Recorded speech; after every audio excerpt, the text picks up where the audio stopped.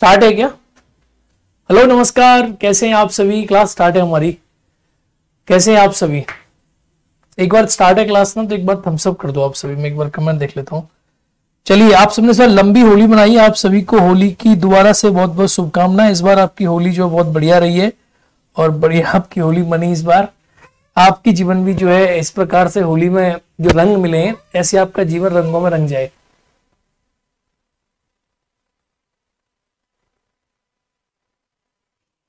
चलिए, बहुत बढ़िया, ग्रेट। तो आज पढ़ेंगे हम संविधान सभा के बारे में। लास्ट टाइम जो क्लास आपने ली संविधान सभा की, उसमें मैंने बहुत सारे फैक्ट आपको बताए, बहुत सारी चीजें आपको समझाई, बहुत सारी चीजें आपको बताई। एक मिनट,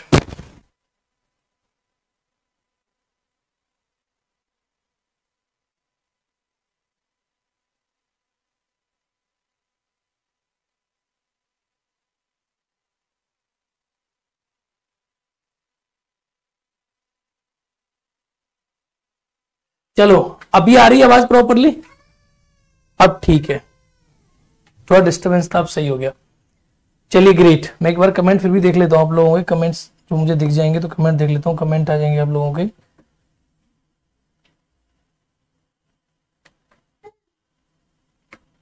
कमेंट कहाँ आ रहे हैं?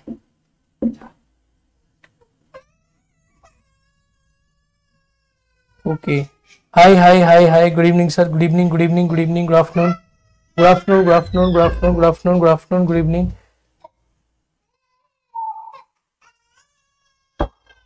Voice voice voice, good evening, good evening, good evening, good evening, good evening. चलो भाई, बहुत बढ़िया, great great great great great great great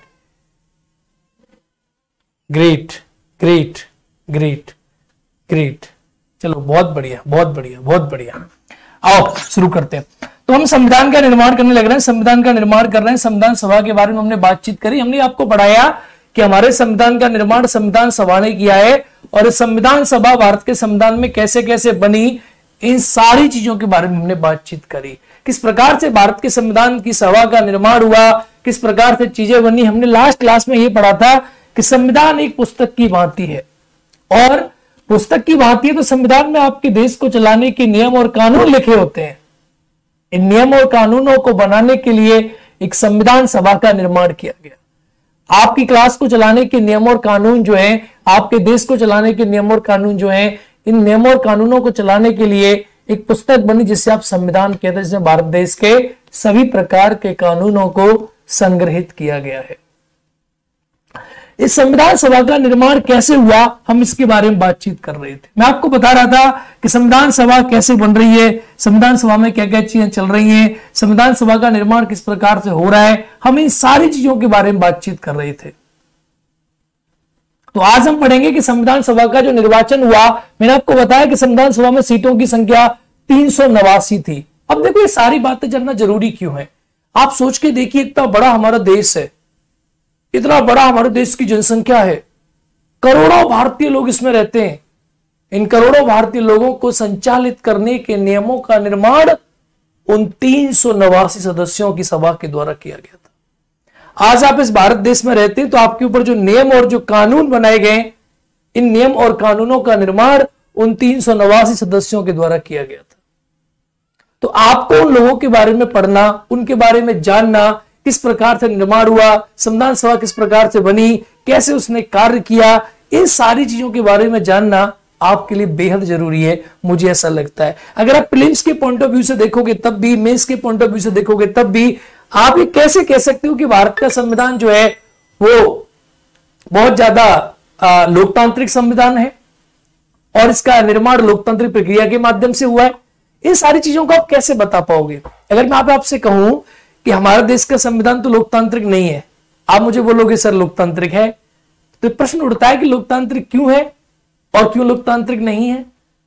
अगर लोकतांत्रिक है, इसका मतलब यह निकलता है कि हमारे देश के संविधान का जो निर्माण है वो एक लोकतांत्रिक प्रक्रिया के माध्यम से हुआ था। एक प्रश्न कभी कि बीपीएससी एग्जाम में पूछ लेती है भारत के संविधान की विशेषताओं में कि भारत के संविधान में कुछ एक समुदायों ने भारत के संविधान का निर्माण किया था, या बहुत समुदाय ने भारत के संविधान का निर्माण किया था। तो भारत के संविधान का निर्माण बहुत समुदाय ने किया। जो संविधान आप देखते हो, नई संविधान हिंदुओं ने बनाया है, न ये संविधान मुस्लिमों ने बनाया है, न ये संविधान सिख ने बनाया है, न ये संविधान महिलाओं ने बनाया है, न अनुसूचित जाति के लोगों ने बनाया है, न अनुसूचित जनजाति के लोगों ने बनाया है। इन सभी लोगों की भागीदारी से देश के संविधान का निर्माण हुआ है और एक लोकतांत्रिक संविधान है। हमारा देश जिन नियमों से संचालित होता है उन नियमों को हमारे देश की संपूर्ण देश के समुदायों की भागीदारी के माध्यम से निर्माण किया गया है। तो प्रीलिम्स से प्रश्न कैसे बन जाते हैं समझो, बड़ी बेसिक बेसिक बातें मैं आपको जो बता रहा हूं। 16 तारीख को तो मैं आपके मध्य पटना में आगे क्लास लूंगा और आज की क्लास में हम कुछ ऐसे फैक्ट डिस्कस करने वाले हैं जो विभिन्न प्रकार की पुस्तकें पढ़ते हैं। लक्ष्मीकांत हो गई, परीक्षा वाणी हो गई, इन बहुत सारी पुस्तकों में तथ्यात्मक बहुत प्रकार की गलतियां हैं। जैसे लास्ट क्लास जब मैंने ली तो आप लोगों ने प्रश्न, कैबिनेट मिशन प्लान के अध्यक्ष कौन थे? कई बच्चों के मैंने कमेंट पढ़े कि सर ये थे वो थे, नहीं, पैट्रिक लॉरेंस ही थे। ठीक है, तो आज हम पढ़ेंगे, आज हम जानेंगे कि संविधान सभा में कौन से समुदाय से कितने कितने समुदाय थे, क्या क्या चीजें थी, क्या क्या चीजें हो रही थी।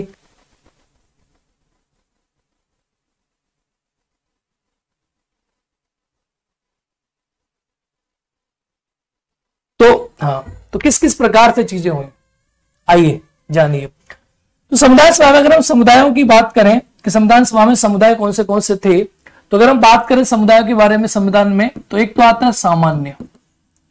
सामान्य मतलब जनरल। एक क्वेश्चन आपके एग्जाम में पूछा जाता है कि संविधान सभा में जनरल से कितनी सीटों की संख्या थी, सामान्य से कितनी सीटें संविधान सभा में हुआ करती थी। तो जनरल की अगर हम बात करेंगे, सामान्य की बात करेंगे, तो इसमें 2 से 13 जो सीट थी ये सामान्य से हुआ करती, जनरल कैटेगरी की हुआ करती थी। अगर आपसे प्रश्न बनता है कि इसमें मुस्लिम सदस्यों की संख्या कितनी थी, यानी मुस्लिम, मैं बात नहीं कर रहा मुस्लिम लीग की बात नहीं कर रहा, मैं मुस्लिम की बात कर रहा हूं कि टोटल मेंबर कितने थे, तो 79 सदस्य से मुस्लिम हुआ करते थे। अगर आपके एग्जाम में प्रश्न बनता है कि संविधान सभा में टोटल सिख कितने थे, अगर सिख आपसे पूछ ले तो इसमें आप जानते हैं कि 4 सदस्य जो है इसमें सिख हुआ करते थे। तो विभिन्न प्रकार के समुदायों के बारे में आप जानेंगे, देखेंगे कि विभिन्न प्रकार के समुदायों का इसमें आपको जो है प्रतिनिधित्व देखने को सामतौर पर मिल जाता है। यहां से एक प्रश्न आपके एग्जाम में बन जाता है कि संविधान सभा में कितने मुस्लिम थे, कितने सामान्य थे, कितने सिख थे।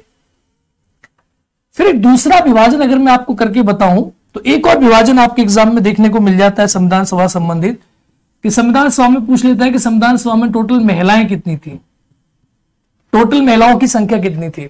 हम महिलाओं पर डिटेल डिस्कशन करेंगे। संविधान सभा में महिलाओं की संख्या 15 थी, लेकिन आजकल बीपीएससी वगैरह जिस एग्जाम की ओरिएंटेशन जो बदलती चली जा रही है, तो आजकल वो कई लेयर बदल रहा है।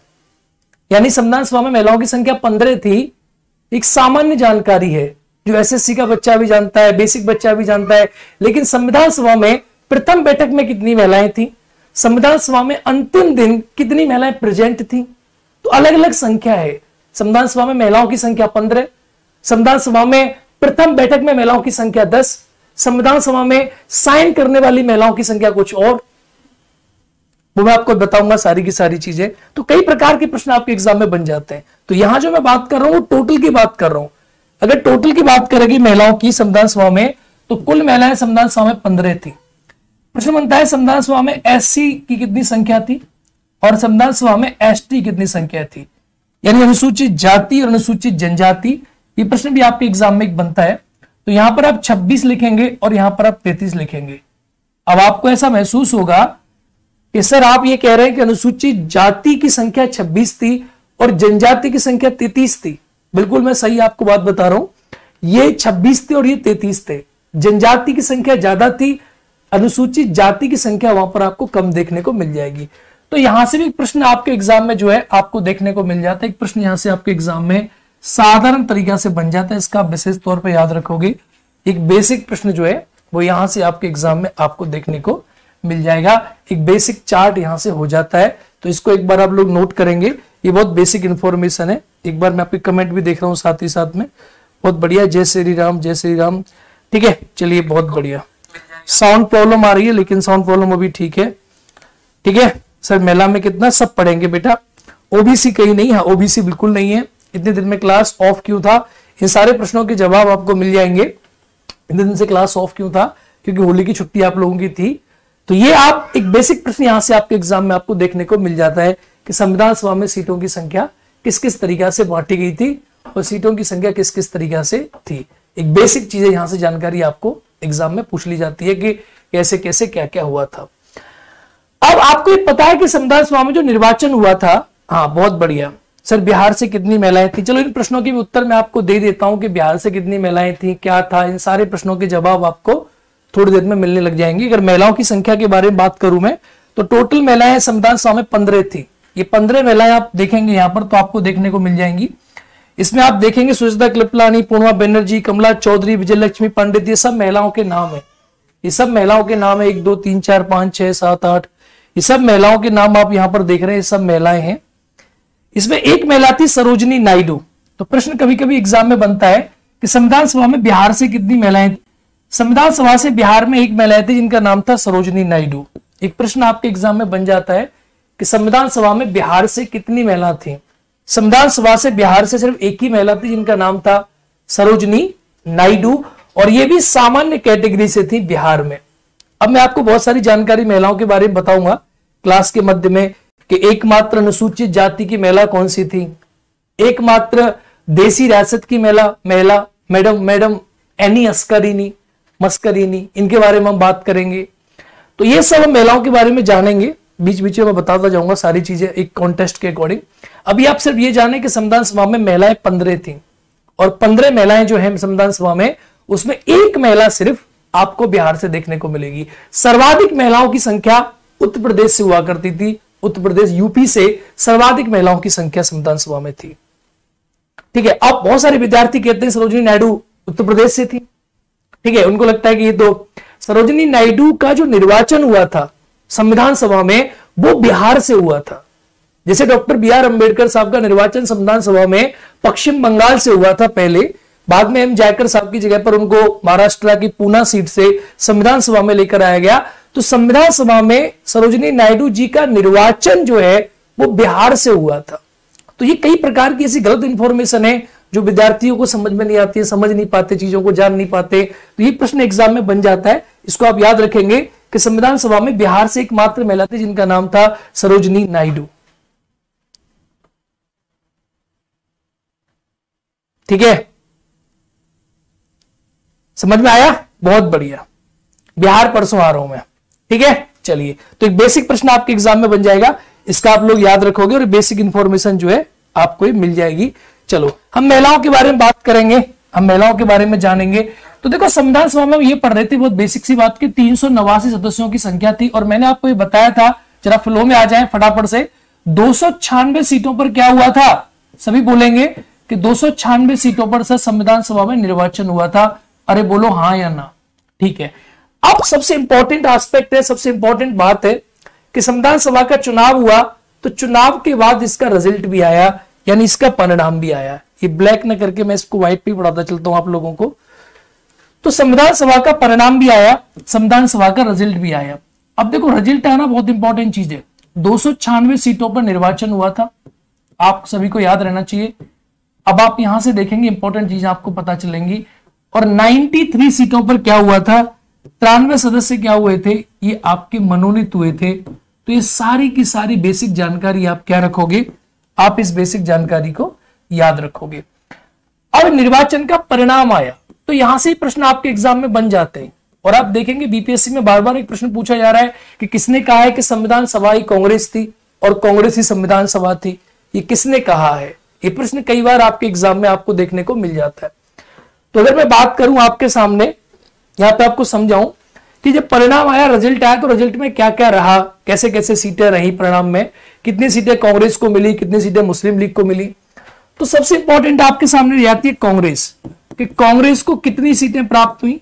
सेकंड आपके सामने मुस्लिम लीग, कि संविधान सभा के चुनाव में मुस्लिम लीग को कितनी सीटें प्राप्त हुई। देखो, कांग्रेस पार्टी अगर मैं बात करूं तो कांग्रेस पार्टी आप सभी जानते हैं, कांग्रेस पार्टी को 208 सीट प्राप्त हुई संविधान सभा के चुनाव में। और मुस्लिम लीग की बात करें तो इसको 73 सीटें प्राप्त हुई संविधान सभा के चुनाव में। कई बार यहां से आपके एग्जाम में प्रश्न बनता है, कई बार, ये कैसे कैसे प्राप्त हुई।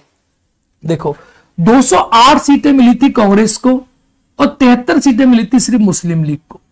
इतना बड़ा डिफरेंस, यानी लगभग 3 गुना सीटें ज्यादा प्राप्त करी थी कांग्रेस पार्टी ने मुस्लिम लीग से।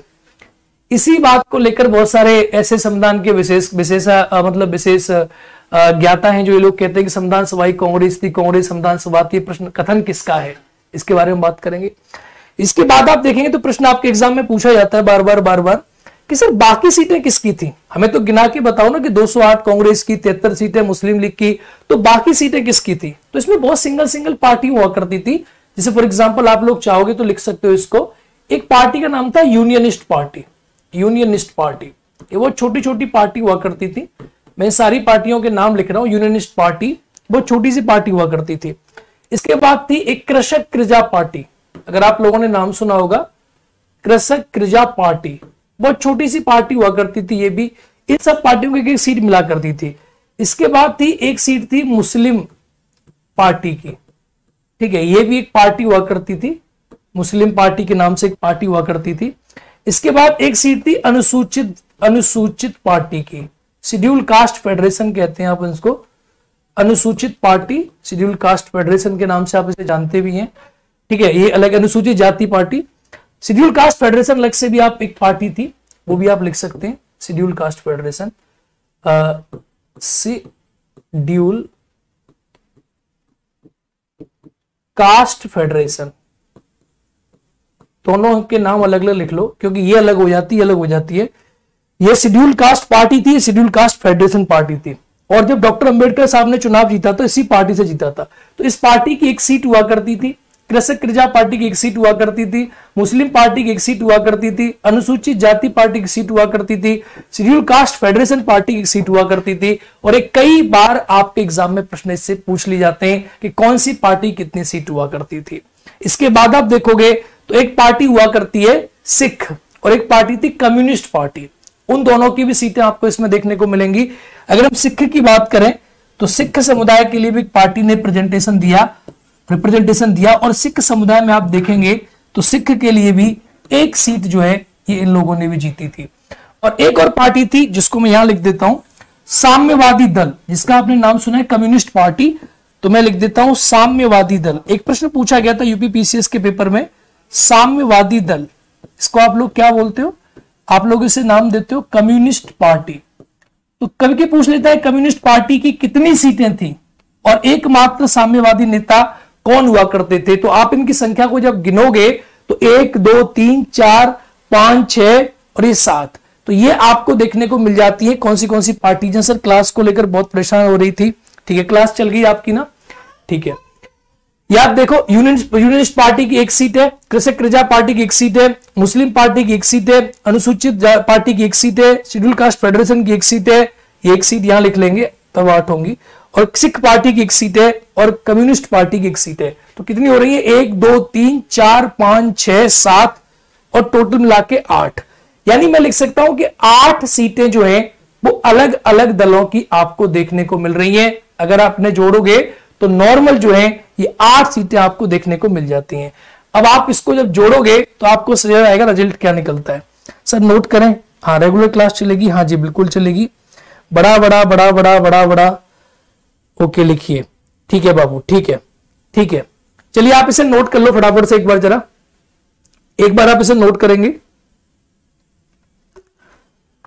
अब डॉक्टर अंबेडकर ने चुनाव कौन सी पार्टी से लड़ा था, ये एक प्रश्न आपके एग्जाम में पूछा जाता है। डॉक्टर अंबेडकर ने चुनाव कौन सी पार्टी से लड़ा था, तो ये पार्टी थी आपकी शेड्यूल कास्ट फेडरेशन। बहुत बढ़िया बहुत बढ़िया बहुत बढ़िया बहुत बढ़िया। 1 2 3 4 5 6 और एक 7 और एक 8, टोटल ये 8 हो रही हैं। दोबारा गिनो, 1 2 3 4, एक इसकी पार्टी 5, अरे मुझे लग रहा है अच्छा अच्छा अच्छा अच्छा अच्छा अच्छा मैं ही गलत गिन रहा हूं क्या।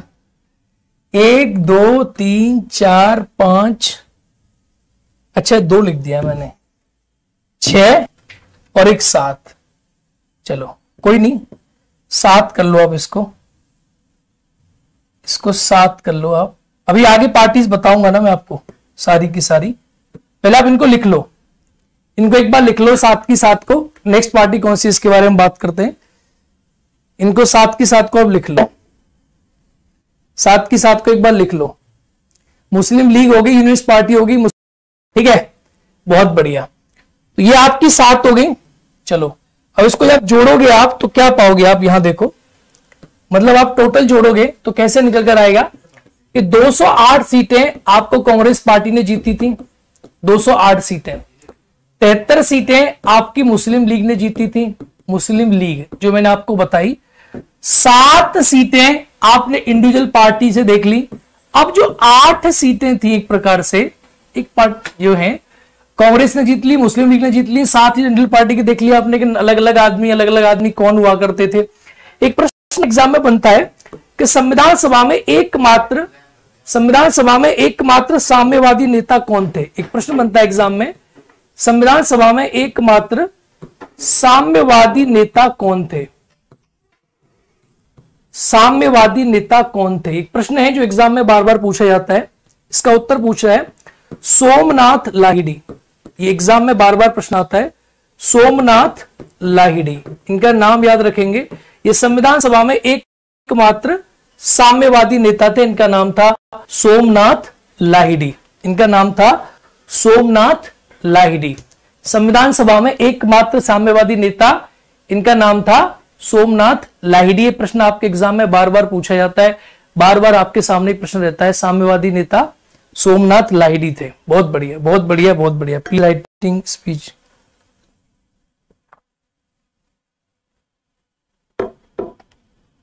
सोमनाथ लाहिड़ी, सोमनाथ लाहिड़ी, बहुत बढ़िया, बहुत बढ़िया, बहुत बढ़िया, बहुत बढ़िया। ठीक है, पीडीएफ आप लोगों को मिल जाएगी, मैं बता दूंगा। चलिए एक बार ये 7-8 वाला आप काउंट करके दोबारा से देख लो, क्योंकि मुझे ये लग रहा है ना, मैं इनको दोबारा एक बार ना आप काउंट करके मैं इसको एक जगह पर लिख देता हूं। ये ना एक बार देखो, यूनियनिस्ट पार्टी एक तरफ से आप काउंट कर लो, यूनियनिस्ट पार्टी, कृषक कृजा पार्टी, मुस्लिम पार्टी 3 हो गई, अनुसूचित पार्टी 4 हो गई, शेड्यूल कास्ट फेडरेशन एक पार्टी थी, शेड्यूल कास्ट फेडरेशन 5 हो गई, सिख की सीट अलग हुआ करती थी 6 हो गई, साम्यवादी दल जिसको आप बोलते हैं कम्युनिस्ट पार्टी बेसिकली, इसकी एक सीट हुआ करती थी, तो ये आपकी 7 हो रही है। ठीक है, ये आपसे अलग अलग पूछ ली जाती है कि कौन सी सीट की कितनी सीट थी, किसकी कौन सी सीट हुआ करती थी। ये बार बार एग्जाम में एक सीट आपको देखने को एग्जाम में मिल जाएगी, तो यहां से एक प्रश्न आपके एग्जाम में बन सकता है। इसका विशेष तौर पे आप याद रखेंगे कि कौन सा प्रश्न कहां से आपके एग्जाम में बन सकता है। ठीक है, एकमात्र साम्यवादी नेता कौन थे, सोमनाथ लाहिड़ी थे। तो ये आपकी बेसिक सीटें हैं जो आपके एग्जाम में जनरली आपसे पूछ ली जाती हैं। अब क्या हुआ कि संविधान सभा में आपने एक बेसिक कॉन्सेप्ट नोटिस किया कि कांग्रेस के पास सीटों की संख्या 208 थी, कांग्रेस के पास सीटों की संख्या 208 थी, 208 सीटें कांग्रेस के पास हुआ करती थी, और मुस्लिम लीग के पास सीटों की संख्या 73 थी। अब आप एक कॉन्सेप्ट नोटिस करेंगे कि जब कांग्रेस के पास सीटें 3 गुनी थी और मुस्लिम लीग के पास सीटें सिर्फ 73 थी, तो कुछ लोगों ने यह कहा कि भाई फिर तो जो है संविधान सभा में असली जो प्रेजेंटेशन है वो किसका है, वो पूरा का पूरा कांग्रेस पार्टी का है। तो एक कथन पूछता है ग्रेनविल ऑस्टिन का, ग्रेनविल ऑस्टिन, कि किसने कहा कि संविधान सभा ही कांग्रेस है। ये ग्रेनविल ऑस्टिन ने कहा था कि संविधान सभा ही कांग्रेस है। उसने कहा कि देखो भाई, संविधान सभा में सारी सीटें, संविधान सभा ही कांग्रेस है और कांग्रेस ही संविधान सभा है, और कांग्रेस ही संविधान सभा है। तो उसने कहा कि भाई ये तो बड़ी अजब बात है, संविधान सभा है। तो उसने क्या किया, मुस्लिमों को भड़का दिया और कांग्रेस ने कांग्रेस को बताया कि कांग्रेस के पास सारी की सारी सीटें। इस बात के बाद आप देखेंगे कि संविधान सभा में थे, मुस्लिम लीग ने इस्तीफा दे दिया। मुस्लिम लीग ने कहा कि हम संविधान सभा में पार्टिसिपेट नहीं करेंगे, हमें कोई मतलब नहीं है। तो एक कथन आपके एग्जाम में बनता है कि किसने कहा कि संविधान सभा ही कांग्रेस है और कांग्रेस ही भारत है या कांग्रेस ही संविधान सभा है। ये दोनों कथन आपके एग्जाम में पूछ लेता है, कांग्रेस ही संविधान सभा है या कांग्रेस ही भारत है। तो याद रखेंगे इसका नाम है ग्रेनविल ऑस्टिन। कभी कभी लिख देता है एग्जाम में जी ऑस्टिन, तो नाम याद रहेगा। इसका पूरा नाम क्या है, इसका पूरा नाम है जी ऑस्टिन या ग्रेनविल ऑस्टिन। तो एक प्रश्न आपके एग्जाम में बन जाता है, इसका आप नाम याद रखेंगे। एक प्रश्न आपके एग्जाम में बनता है कभी कभी कि संविधान सभा में एकमात्र पारसी नेता कौन थे? पर्शियन, पारसी नेता।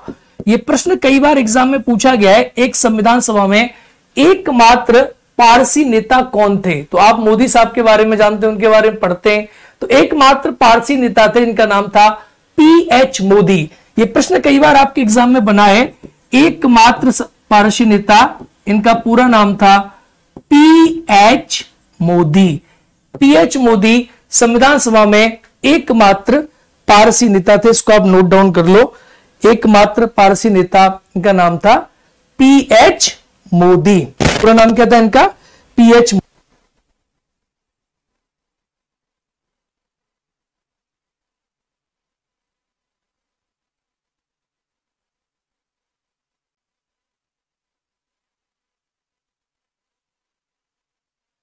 ठीक है, पीएच मोदी। इंग्लिश का पीएच का पूरा नाम, पीएच मोदी नाम लिख लो आप। पीएच का पूरा नाम जान के आप क्या करोगे? इतना बताइए तो हम थोड़ी ना है। पूरा नाम पता नहीं इनका पूरा नाम क्या था। पीएच मोदी इनका पूरा नाम था। नरेंद्र नाथ मोदी नहीं है, पीएच मोदी है। तो पूरा नाम जान के आपको करना ही क्या है? आप बेसिक जानकारी रख लें, इतना ही काफी है। ठीक है, चलो। और यहां ना 7-8 में घबराना मत। ये नहीं पूछता है कितनी क्या थी, बस ये पूछता है किस पार्टी की कितनी सीट थी। तो मैंने आपको पार्टी एक्स्ट्रा लिखा दी है। कभी कभी क्या होता है, छोटी छोटी चीज का इश्यू बना देते हो आप लोग। तो ये सब नहीं। साम्यवादी दल से एक सीट थी, यूनियन पार्टी से एक सीट थी, कृषक प्रजा से एक सीट थी। ऐसे प्रश्न आपके एग्जाम में बन जाते हैं कि मुस्लिम पार्टी कितनी सीटें थी? एक सीट थी। इस प्रकार के प्रश्न आपके एग्जाम में आपको देखने को मिल जाएंगे। इसके बाद आप देखोगे तो ये मैंने आपको बता दिया कि एकमात्र पारसी नेता कौन थे, इनका नाम था पीएच मोदी। कई आपके एग्जाम में प्रश्न बन जाता है कि एक बात बताओ गुरुजी, कि जब कांग्रेस ने कहा संविधान सभा में कांग्रेस के पास पूरा बहुमत आ गया, तो मुस्लिम लीग ने मना कर दिया। जब मुस्लिम लीग ने मना कर दिया तो एक बहुत ही बेसिक प्रश्न आपके एग्जाम में आपको देखने को मिलेगा कि देखो आपने दो चीजें देखी। आपने एक देखा 389 389 सीटों की संख्या थी टोटल। अरे हाँ या ना? तो ये एक सीटों की संख्या थी जो मैंने आपको पढ़ाई।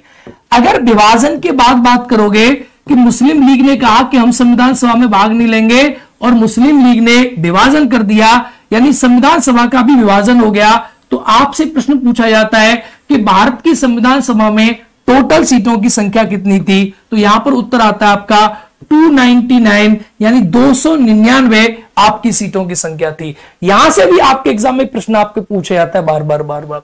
जो 389 सीटों की संख्या थी, ये विभाजन से पहले थी, यानी मुस्लिम लीग के साथ थी। तो ये आप कैसे बांटते हो? आप बांटते हो 296 सीट थी। बोलो हाँ या ना? वो मैंने आपको कैसे बढ़ाई? वो मैंने आपको बढ़ाया कि मैंने बताया आपको कि 292 ब्रिटिश प्रांत थे, 4 कमिश्नरी थी और 93 जो है आपने पढ़ा कि सर ये सीटें कैसी हुई थी? ये सदस्यों को मनोनीत किया गया था। किन्होंने किया था? राजा रजवाड़ों ने किया था। अब प्रश्न आपके एग्जाम में बनता है बहुत ही बेसिक कि संविधान सभा में बंटवारे के बाद सीटों की संख्या कितनी रही? संविधान सभा में बंटवारे के बाद सीटों की संख्या कितनी रही? है प्रश्न आपके एग्जाम में आजकल बार बार पूछा जा रहा है और बहुत ही बेसिक प्रश्न है। संविधान सभा में बंटवारे के बाद सीटों की संख्या 299 रह गई थी। कौन सी 299? ये 96 वाली नहीं, ये 389 से मात्र 299 सीटों की संख्या रह गई थी विभाजन के बाद। तो आपसे प्रश्न बनता है कि भारत पाकिस्तान के विभाजन के बाद भारत की संविधान सभा में सीटों की संख्या कितनी थी? तो आपका उत्तर कितना होगा? 299 सीटों की संख्या थी। इस प्रकार के बेसिक प्रश्न आजकल आपके एग्जाम में आपको देखने को मिलेंगे। एकदम बेसिक टाइप के प्रश्न है जो आपको एग्जाम में देखने को आजकल मिल जाते हैं। जो आजकल आप ट्रेंड देख रहे हो एग्जाम का पढ़ने का, उसमें आपको मिल रहे 299 299। बहुत बढ़िया अनीता कुमारी, सबके कमेंट आ रहे हैं। 299 जो है इसमें आपको सीटों की संख्या जो है ये देखने को मिल जाती है। तो इसको आप अच्छे प्रकार से याद रखेंगे। अब अगर आप थोड़े से और गहराई में जाओगे तो एक प्रश्न बन जाता है कि सर एक बात बताइए, आपने ये बनाया कि संविधान सभा में बंटवारे से पहले 389 सीटों की संख्या थी, बंटवारे के बाद 299 आपकी सीटों की संख्या रह जाती है। एक प्रश्न आपके एग्जाम में बनता है जो बहुत ही बेसिक प्रश्न है। ये बताइए संविधान सभा में जो कमिश्नरी थी उनकी सीटों की संख्या कितनी हो जाती है विभाजन के बाद? देखो कमिश्नरी की संख्या पहले 4 थी, लेकिन आप यहां देखेंगे विभाजन के बाद, तो विभाजन के बाद कमिश्नरी की संख्या 3 रह जाती है। 3 कैसे सर? तो एक कमिश्नरी जिसका नाम था बलूचिस्तान, बलूचिस्तान जो है पाकिस्तान में चली जाती है, और 3 कमिश्नरी आप देखेंगे तो ये आपको भारत में देखने को मिलती हैं। सिर्फ 3 कमिश्नरी भारत में रह जाती हैं, विभाजन के बाद की मैं बात कर रहा हूं। तो एक कौन सी होगी? अगर आपसे प्रश्न पूछ ले कि गुरुदेव बताओ कि कमिश्नरी की संख्या कितनी रह जाती है विभाजन के बाद, तो यहां पर आपका आंसर होगा 3। एक कमिश्नरी कौन सी मैंने बताई आपको? एक कमिश्नरी बताई मैंने बलूचिस्तान। तो बलूचिस्तान कहां चली गई? बलूचिस्तान पाकिस्तान में खिसक के चली जाती है। इस प्रकार का एक प्रश्न आपके एग्जाम में बनता है, इसका विशेष तौर पे याद रखेंगे। 3 3 3 3, बहुत बढ़िया, बहुत बढ़िया।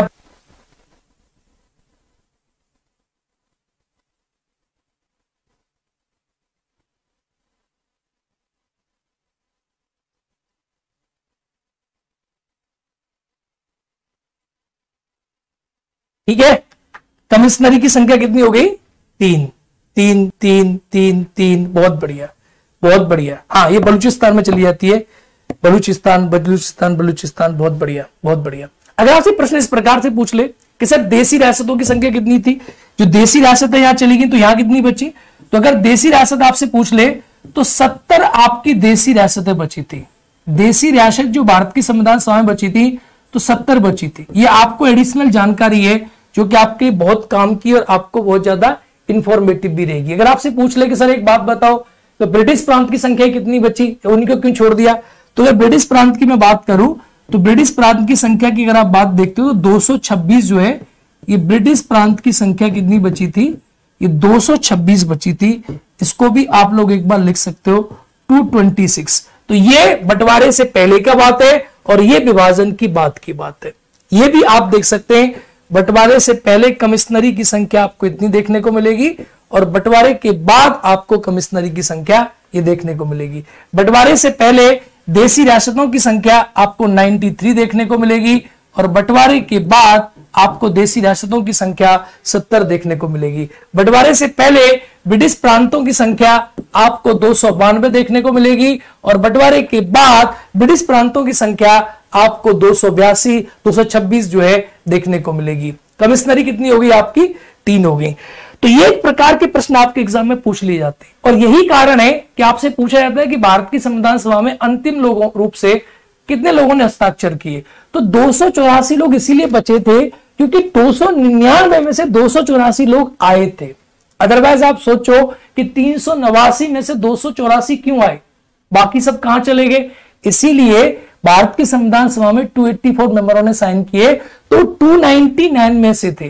तो भारत की संविधान सभा में 2 प्रकार के प्रश्न आपके एग्जाम में बनेंगे कि भारत की संविधान सभा में टोटल सीटों की संख्या कितनी थी, आप पूछेंगे बंटवारे से पहले या बंटवारे के बाद। तो बंटवारे से पहले 389 और बंटवारे के बाद 299। इस प्रकार के बेसिक प्रश्न आपके एग्जाम में बन जाते हैं जो आपसे बार बार पूछे जाते हैं। तो इनका आप विशेष तौर पर ध्यान देंगे और इनको एक बार अपनी कॉपी में उतार लेंगे कि कैसे कैसे सीटों की संख्या आपसे पूछ ली जा सकती है, इसका आप ध्यान देंगे एक बार। चलिए बहुत बढ़िया, बहुत बढ़िया। 299 बहुत बढ़िया, बहुत बढ़िया सर। बहुत सर समरनाथ कितना का मिला था, समर्थन कितने का, समर्थन ये आप देख लो ना। अब ये बाकी सीटें चलेगी जो मुस्लिम लीग लेके चलेगी भाई, 389 में से 299 हमारे पास रहेगी, बाकी सारी की सारी सीटें कौन लेके चलेगी, मुस्लिम लीग लेके चलेगी। तो ये कई प्रकार के बेसिक प्रश्न जो आपके एग्जाम में आपको देखने को मिल जाते हैं। आज की क्लास में काफी फैक्चुअल डेटा के बारे में हम बात कर रहे हैं। ये काफी अच्छे फैक्ट हैं जो आपने आज से पहले नहीं पढ़े होंगे। बहुत ही बेसिक जानकारी है जो कि आपको बार बार एग्जाम में पूछने को मिलती है। ये फोन किसका आ रहा है?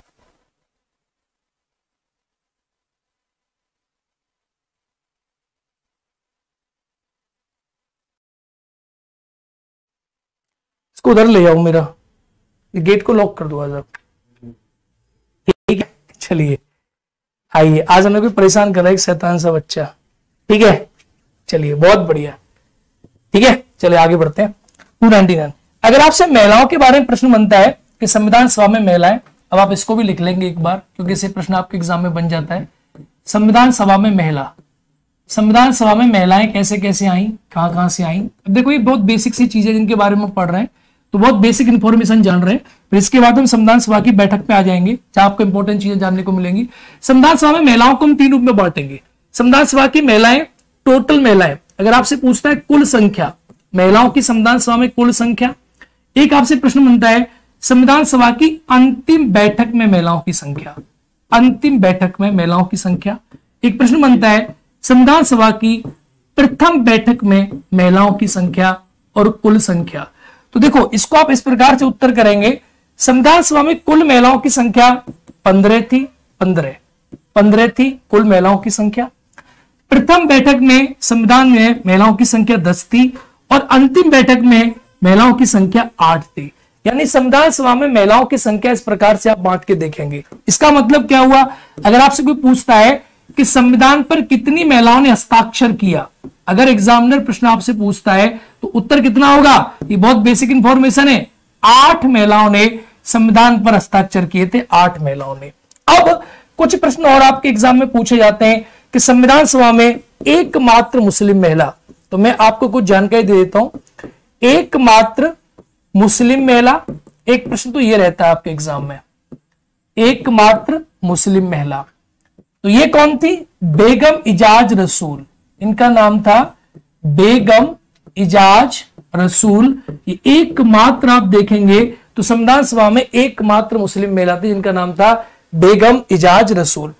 अब एक प्रश्न आता है कि देसी रियासत से एकमात्र महिला, देसी रियासत से एकमात्र महिला, इनका नाम क्या था, इनका नाम था मैडम एनी मस्करीनी, एनी मस्करीनी।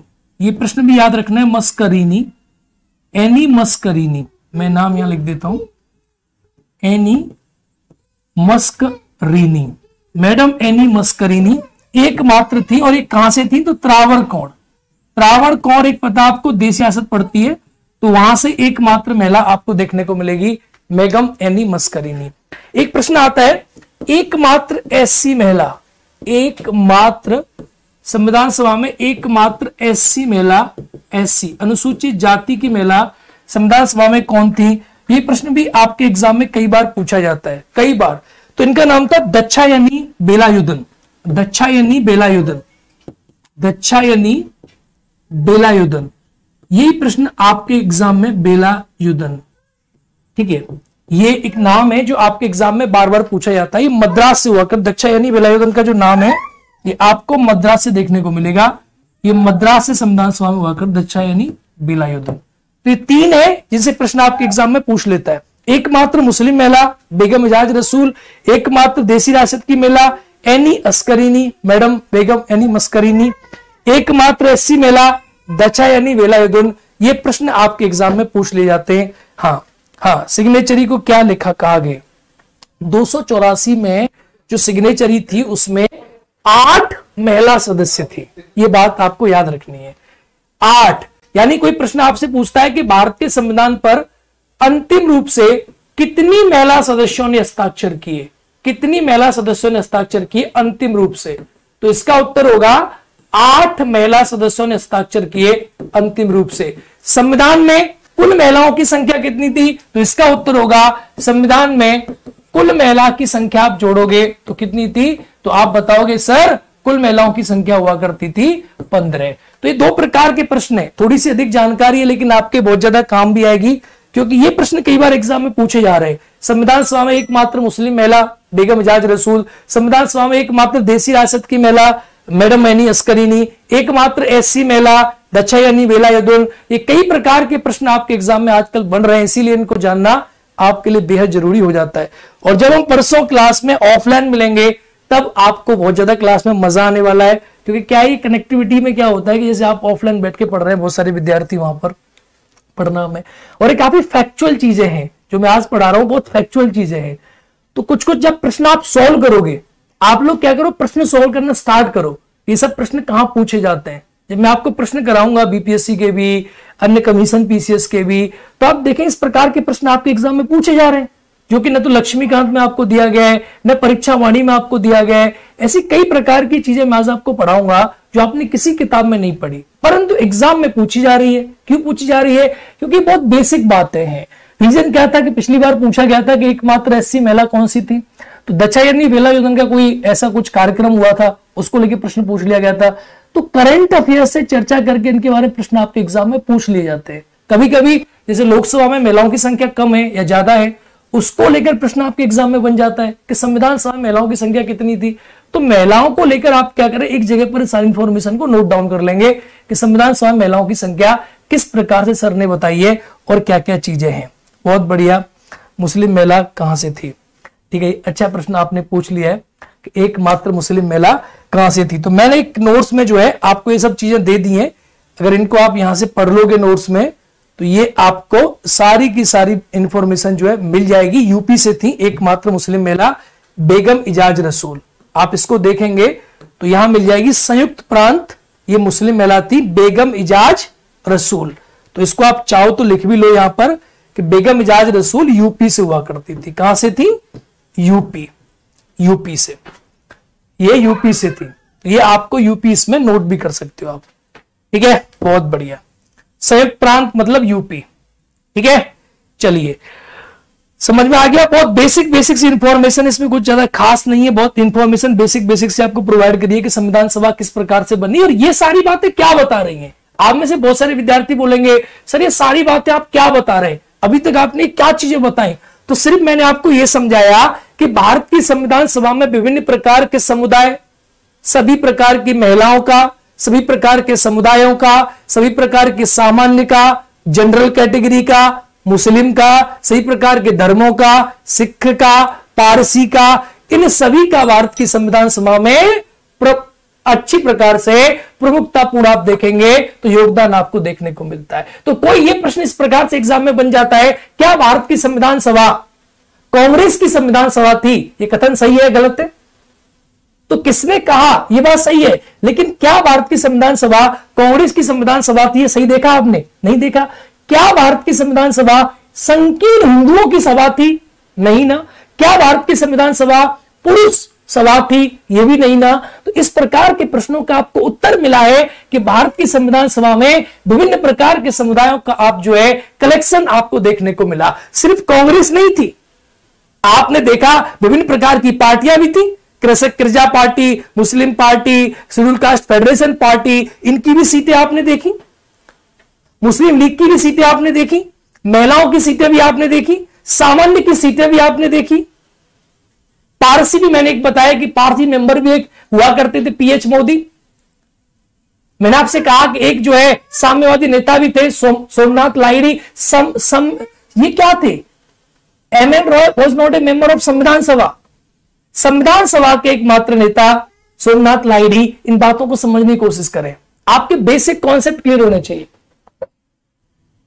एकमात्र एससी महिला, एकमात्र मुस्लिम महिला, इस प्रकार के प्रश्न आपके एग्जाम में आजकल जनरली पूछे जा रहे हैं, जो आगे चल के पूछे जाएंगे। और आप इन्हें मेंस में भी जब आप लिखेंगे भारत के संविधान की विशेषताएं, तो आप उसमें लिख सकते हैं कि भारत का संविधान किसी दल, किसी समुदाय विशेष द्वारा निर्माणित नहीं किया गया। भारत के संविधान में सभी प्रकार के दलों, सभी प्रकार के समुदायों का आपको योगदान प्रमुख मात्रा में प्रमुख रूपता में देखने को मिल जाता है। इस प्रकार के प्रश्न आपके एग्जाम में आपको मिल जाएंगे। तो बेसिक बातें थी। आइए अब क्लास को जोड़ते और आगे बढ़ते हैं थोड़े फैक्ट और फिगर से। संविधान सभा का विभाजन को भी आप देख चुके, बलूचिस्तान चला गया था, ये भी आप लोगों ने देख लिया। अब हम आगे की बात करते हैं कि संविधान सभा में आगे क्या क्या चीजें हुई। देखो, तो संविधान सभा का निर्माण हो गया, संविधान सभा बन गई, संविधान सभा अच्छी थी। संविधान सभा में अब हमने क्या किया, संविधान सभा का निर्माण कर लिया, चुनाव हो गया और हमारे सामने अब जो है 296 तो में से तो अब नहीं, हमारे सामने टोटल संख्या 299 की रह गई। 299 सदस्य जो है भारत के संविधान को बनाने के लिए एकदम तैयार थे। 299 मेंबर भारत के संविधान को बनाने के लिए एकदम जो है वो तैयार थे। और उन्होंने कहा कि अब हम भारत के संविधान का क्या करेंगे, निर्माण करेंगे। तो अब आपको आने वाला है मजा, अब आप समझेंगे कि इस भारत के संविधान का निर्माण किस प्रकार से हुआ। तो मैंने आपसे क्या कहा था लास्ट क्लास में, जरा याद करो। मैंने आपसे कहा था कि बाबू, भारत में जब कैबिनेट मिशन आया तो उसके कितने उद्देश्य थे? बोलो, जोर से बोलो। दो थे गुरुजी। पहला भारत में संविधान सभा का निर्माण करना और दूसरा भारत में अंतरिम सरकार का निर्माण करना। तो हमने नंबर 1 को पूरा कर लिया कि भारत में संविधान सभा का निर्माण हो चुका है। सभी बोलो हां या ना। तो भारत में संविधान सभा का निर्माण हो गया। अब निर्माण की बात की बातें कि प्रथम बैठक कौन आया, क्या हुआ, ये सब हम पढ़ेंगे। लेकिन दूसरी चीज, एक अंतरिम सरकार की मैंने बात करी थी कि भारत की संविधान सभा में एक और चीज थी जिसका नाम था अंतरिम सरकार, जिसको आप नाम लेते हो interim government. It is called अंतरिम सरकार। अंतरिम सरकार एक प्रश्न आपके एग्जाम में बहुत बेसिक सा बनता है कि देखो अंतरिम सरकार इसलिए इंपॉर्टेंट है पढ़ना। जब संविधान सभा की पहली बैठक आप पढ़ोगे तो प्रश्न बन जाता है कि संविधान सभा की पहली बैठक का आमंत्रण किसने भेजा था? Who sent the invitation of first meeting of the Constituent Assembly? आपने पढ़ा 9 दिसंबर 1946 को संविधान सभा की बैठक हुई, 11 बजे हुई, केंद्रीय सभा में हुई। ये सब बेसिक बातें हैं। पहले अध्यक्ष, प्रथम स्थायी, अस्थायी अध्यक्ष ये थे, उपाध्यक्ष ये थे, ये सब बेसिक बातें हैं। संविधान सभा की प्रथम बैठक का निमंत्रण किसने भेजा और किसकी कॉन्सेंसस, सहमति के आधार पर भेजा गया था? ये बड़े बेसिक प्रश्न है जो आजकल आप एग्जाम में देख रहे हैं। स्टेटमेंट अजम्पशन में आपको देखने को फ्यूचर में बीपीएससी के एग्जाम में आपको मिलेंगे प्रॉपर तरीका से। तो अंतरिम सरकार को एक बार समझते हैं, अंतरिम सरकार क्या थी। अंतरिम सरकार को आप जब पढ़ेंगे तो अंतरिम सरकार का एक बेसिक प्रश्न आता है कि कैबिनेट मिशन के माध्यम से अंतरिम सरकार का गठन किया गया। तो अंतरिम सरकार कब गठित करी गई थी और अंतरिम का मतलब क्या होता है? एंटरिम का मतलब होता है कि पूरी से पहले आधी, मतलब फुल फ्लेज से पहले हाई लो fledged. It is called interim सरकार। 2 सितंबर 1946 को भारत में अंतरिम सरकार का गठन किया गया था। एक बेसिक प्रश्न है, इसको आप सभी याद करेंगे। 2 सितंबर 1946 को भारत में अंतरिम सरकार का गठन किया गया था। आज की क्लास में मुझे काफी डेटा आपका कवर करना है, तो आप लोग लिखते जाएंगे मेरे साथ साथ, क्योंकि मैं ये चाहता हूं कि जब मैं पढ़ना हूं तो मैं आपके सामने एक नया टॉपिक स्टार्ट करूं संविधान का, ये संविधान सभा को पूरी खत्म करके। तो आज और कल में मुझे संविधान सभा का टॉपिक आपको भरपूर नॉलेज और ज्ञान के साथ समझा देना है कि जब आप किसी के सामने खड़े हो तो आपको इतना प्रचुर ज्ञान हो कि कोई भी पुस्तकी ज्ञान पढ़ा हुआ विद्यार्थी आपके सामने खुद को एकदम जो है ऐसा महसूस करे उसे कुछ आता ही नहीं है। ये नॉलेज कॉन्फिडेंस होना चाहिए आपके। 2 सितंबर 1946 को अंतरिम सरकार का गठन किया गया। एक प्रश्न बनता है, अंतरिम सरकार में कोई अध्यक्ष और उपाध्यक्ष के पद हुआ करते थे? बड़ी अजीब बात है। तो एक प्रश्न पूछा गया बीपीएससी के पेपर में कि अंतरिम सरकार के अध्यक्ष कौन थे? मैंने कहा इसमें 2 पद हुआ करते थे, एक अध्यक्ष का और एक पद हुआ करता था उपाध्यक्ष का। ये 2 पद इसमें विशेष इंपॉर्टेंट थे और इनके अंदर आप देखेंगे तो 15 सदस्यों के मंत्रिमंडल का गठन किया गया था। इनके अंदर आप देखेंगे तो इनके अंदर जो है 15 सदस्यों के मंत्रिमंडल का गठन किया गया था मुस्लिम लीग को मिलाने के बाद में। अब आप देखें कौन कौन। तो अंतरिम सरकार के जो अध्यक्ष थे ये हुआ करते थे वायसराय वेवल। ये बहुत ही प्यारा प्रश्न है जो एग्जाम में कई बार पूछा गया है। वेवल ये इसके अध्यक्ष हुआ करते थे अंतरिम सरकार के, वायसराय वेवल।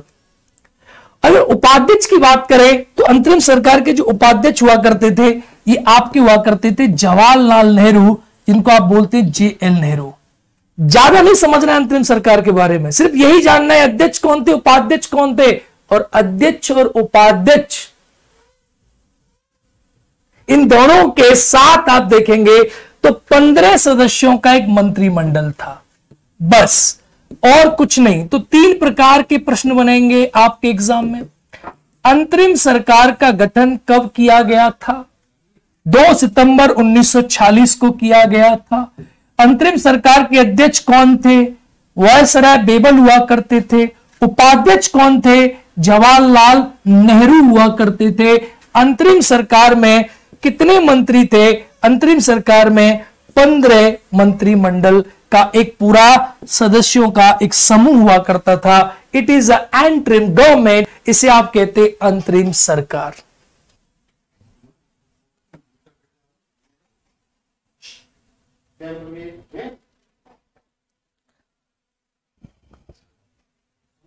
याद नहीं हो रहा है।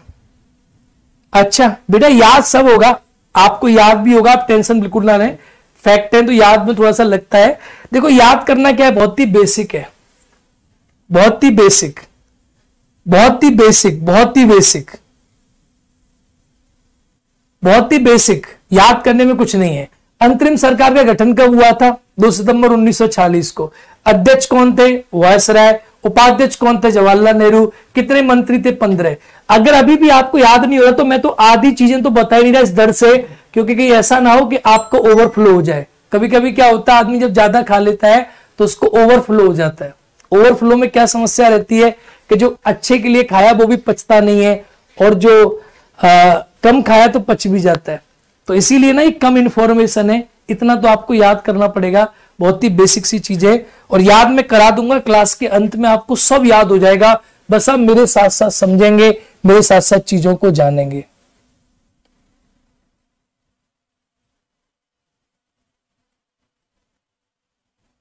ठीक है, ओके, मेरे साथ साथ चीजों को समझेंगे। He was the chairman, he was the deputy chairman, English. ठीक है, चेयरमैन अध्यक्ष, डिप्टी चेयरमैन उपाध्यक्ष हुआ करते थे। ठीक है, तो एक बहुत ही बेसिक प्रश्न है। एक प्रश्न इसके बारे में बनता है, अंतरिम सरकार के बारे में एक बेसिक प्रश्न जो है, डॉक्टर अंबेडकर साहब ने एक लाइन कही थी, एक देश की सरकार जिसे 2 राष्ट्र चला रहे हैं। ऐसा कहा था कि एक देश की सरकार जिसे 2 राष्ट्र चला रहे हैं। ऐसा कभी कभी लोगों कहते हैं कि डॉक्टर अंबेडकर साहब ने एक बात कही थी कि अंतरिम सरकार एक देश की सरकार थी। एक देश कौन सा था? भारत। कहा था एक देश की सरकार थी, एक देश की सरकार, एक देश की सरकार। देश कौन सा है? भारत। ठीक है, एक देश की सरकार को 2 राष्ट्र चला रहे थे। 2 राष्ट्र कौन से?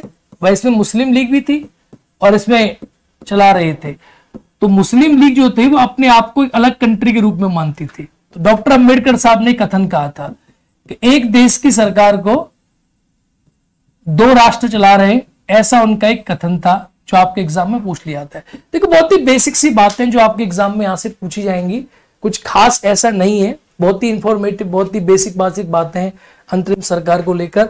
तो चलिए अब आपको पढ़ाते याद करने वाली चीजें, जिसको आपको याद करोगे और आपको मजा भी आएगा। अब आपको चीजें याद होंगी। अब तक में से आपको 2-3 चीजें याद करनी है।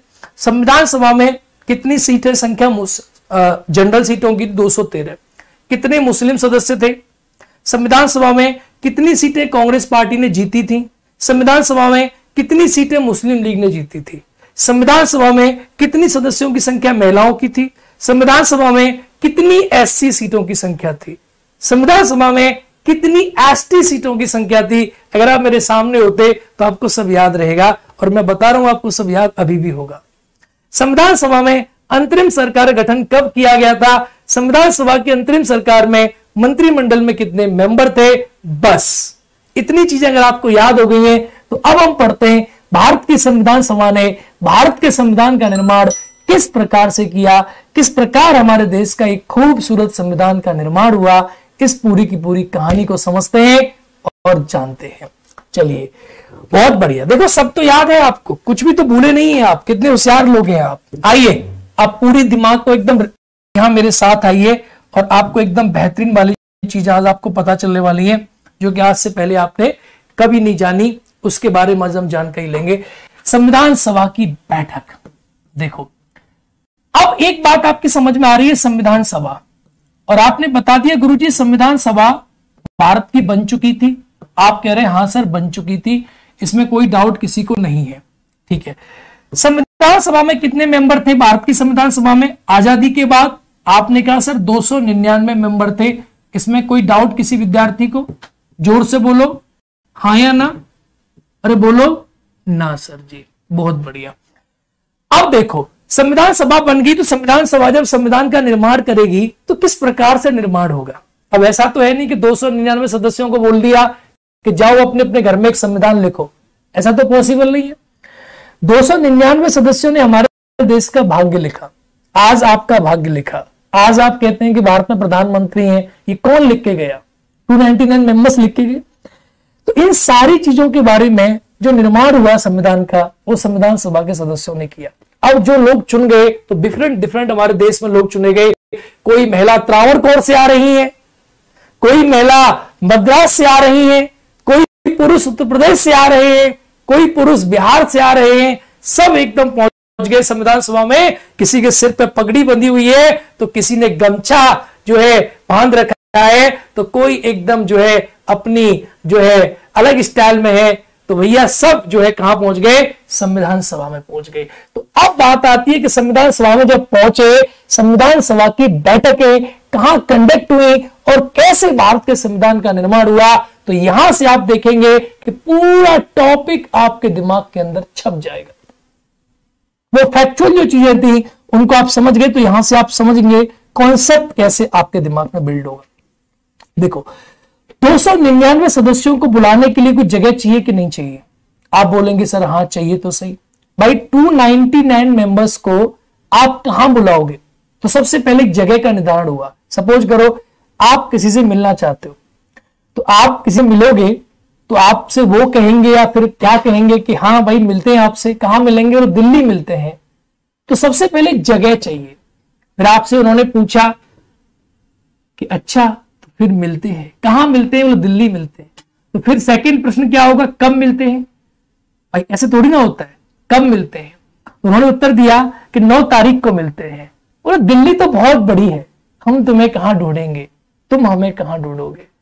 तो उन्होंने उत्तर दिया कि काम कीजिए, दिल्ली में ना आप सेंट्रल असेंबली आ जाइए। सेंट्रल असेंबली केंद्रीय विधानसभा आ जाइए, वहां पर मिलते हैं। तो आइए पढ़ते हैं संविधान सभा की बैठकों के बारे में, पूरी की पूरी इंफॉर्मेशन संविधान सभा की बैठकें कैसे कैसे कंडक्ट हुई और क्या क्या हुआ। आइए गौर करते हैं। सबसे पहले संविधान सभा की प्रथम बैठक के बारे में समझते हैं कि संविधान सभा की प्रथम बैठक कहां कंडक्ट हुई। सबसे पहली बैठक के बारे में बात करते हैं। देखो, एक बहुत बड़ा डाउट है जो विद्यार्थियों के मन में रहता है और किताबों में भी क्लियर नहीं है। एक होता है बैठक, एक होता है सत्र, सेशन। दोनों में डिफरेंस है।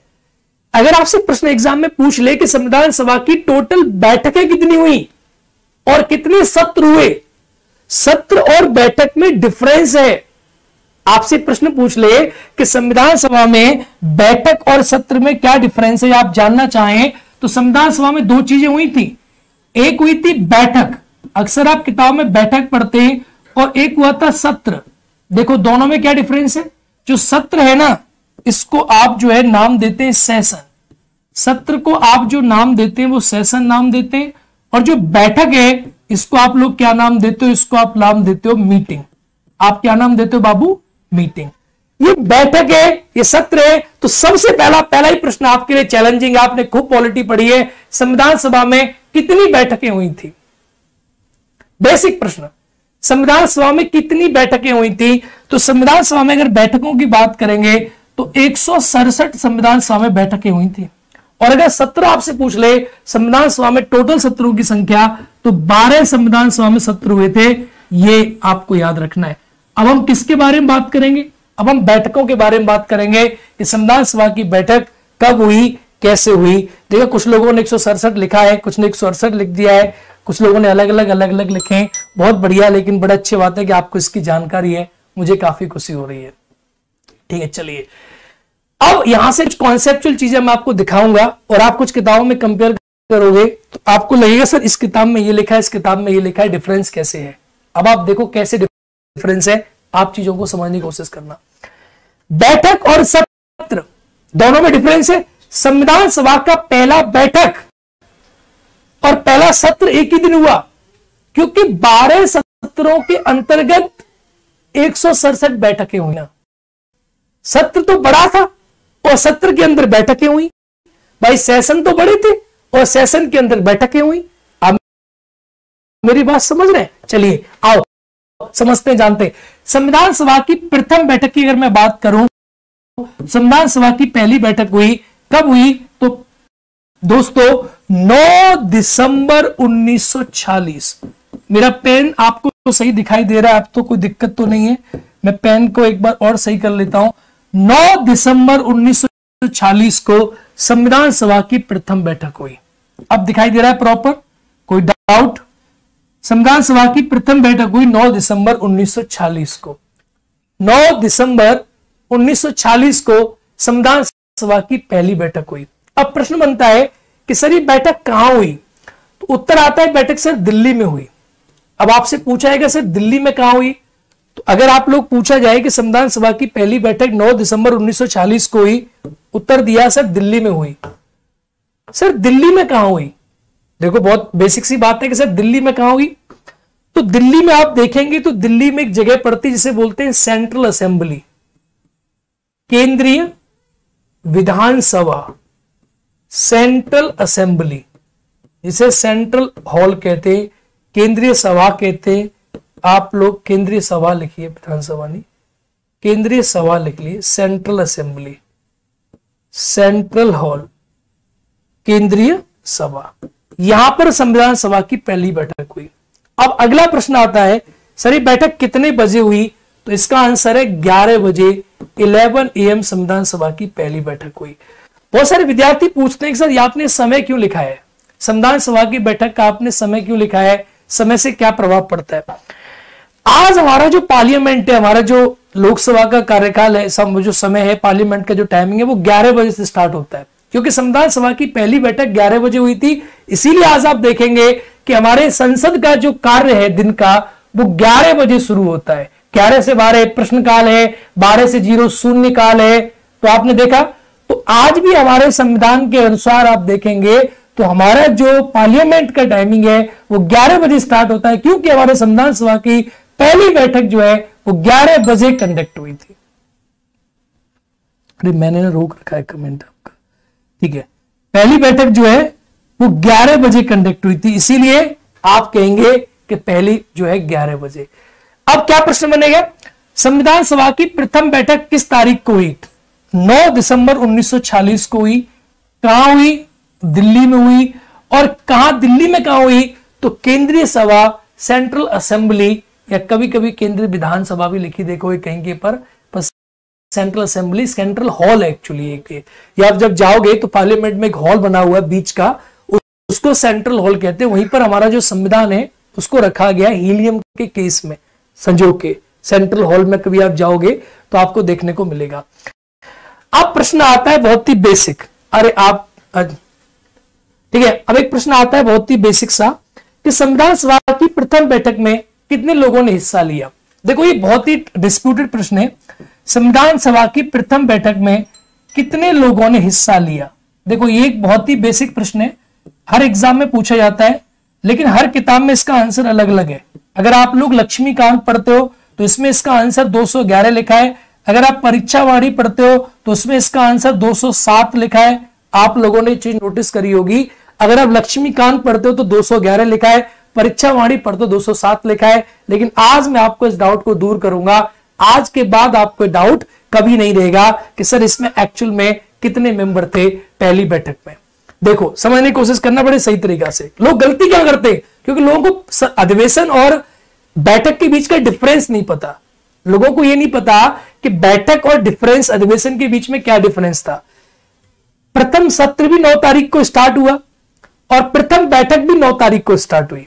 समझना, फॉर एग्जाम्पल क्या है, अब देखो कितने लोगों ने हिस्सा लिया, तो इसका जो एक्चुअल करेक्ट आंसर है वो करेक्ट आंसर क्या है, 207 लोगों ने हिस्सा लिया था। इसका एक गवर्नमेंट का डॉक्यूमेंट है, वो मैं आप लोग को भी शो करूंगा, भारत सरकार का। 207 सदस्यों ने संविधान सभा की पहली बैठक में हिस्सा लिया। 207 सदस्यों ने संविधान सभा की पहली बैठक में हिस्सा लिया। लेकिन अगर प्रथम सत्र आपसे पूछता है, प्रथम सत्र आपसे पूछता है कि संविधान सभा के प्रथम सेशन में कितने लोगों ने हिस्सा लिया, तो इसका जो उत्तर होगा वो होगा 211 सदस्य। अब आप कहोगे सर ये क्या है, ये तो भैया खेला हो गया। पहले आप इसे नोट करें, फिर मैं आपको समझाऊंगा कि ऐसा डिफरेंस क्यों आपको देखने को मिल रहा है।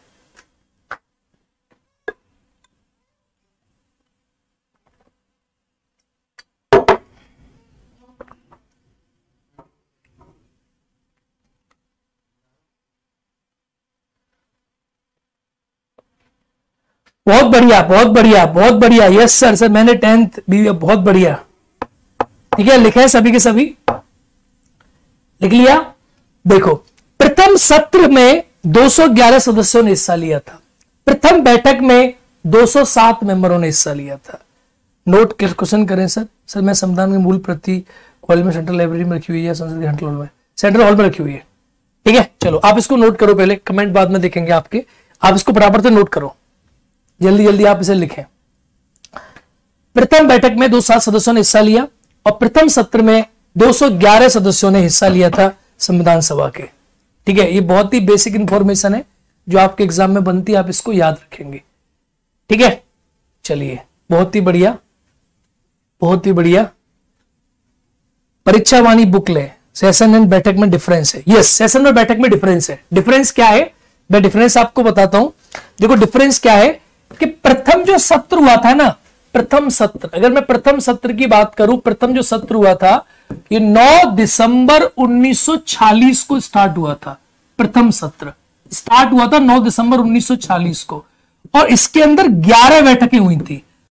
प्रथम सत्र में इस दिन को शुरू हुआ था, इसके अंतर्गत आप देखेंगे तो 11 बैठकें हुई थी।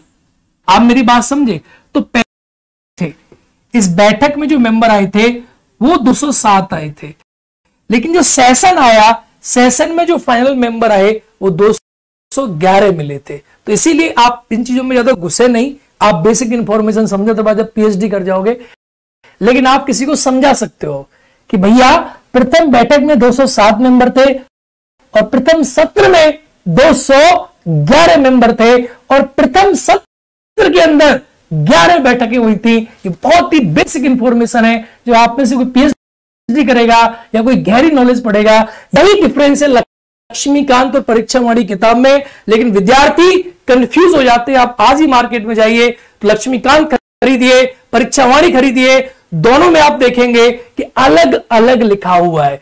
और इसी फैक्ट को आप जब भारत सरकार की संविधान की वेबसाइट पर जाकर चेक करेंगे तब आपको जानकारी मिलेगी कि 207 और 211 के बीच में क्या अंतर था। आप में से कोई भी अभी भी टाइप करेगा first meeting of constitution assembly तो भारत के संविधान का एक स्पेशल आपको पेज ओपन हो जाएगा। उसमें आप जब पढ़ेंगे तो 2007 साफ तौर पे लिखा हुआ है। मैं चाहूं तो क्लास के लास्ट में आपको दिखा दूंगा, आपको तसल्ली प्राप्त होगी कि सर ये भी चीज होती है, मजा भी आएगा आपको। ये तो आपके कॉन्फिडेंस को बढ़ाती है चीजें, और क्या, तब आपको समझ में भी आता है। चलो आओ अब प्रथम बैठक के बारे में जानकारी करते हैं। 207 मेंबरों ने हिस्सा लिया था। अगर प्रथम बैठक के बारे में आपको और पढ़ाऊं कि प्रथम बैठक के प्रश्न किस प्रकार के बनते हैं, तो 207 ये आंसर लगाना है आपको कमीशन में, याद रखना है इस बात को कि सर प्रथम बैठक में और प्रश्न किस प्रकार से बनते हैं कि प्रथम बैठक का आमंत्रण किसने दिया था। ये प्रश्न भी आजकल एग्जाम में बन रहा है कि प्रथम बैठक जब संविधान की हुई तो 9 दिसंबर 1946 को हुई। आप लोगों ने पढ़ लिया, आपको जानकारी हो गई। इसमें 207 सदस्यों ने हिस्सा लिया, ये भी आपको जानकारी होगी।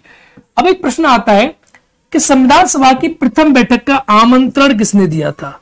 आमंत्रण का मतलब समझते हो इन्विटेशन।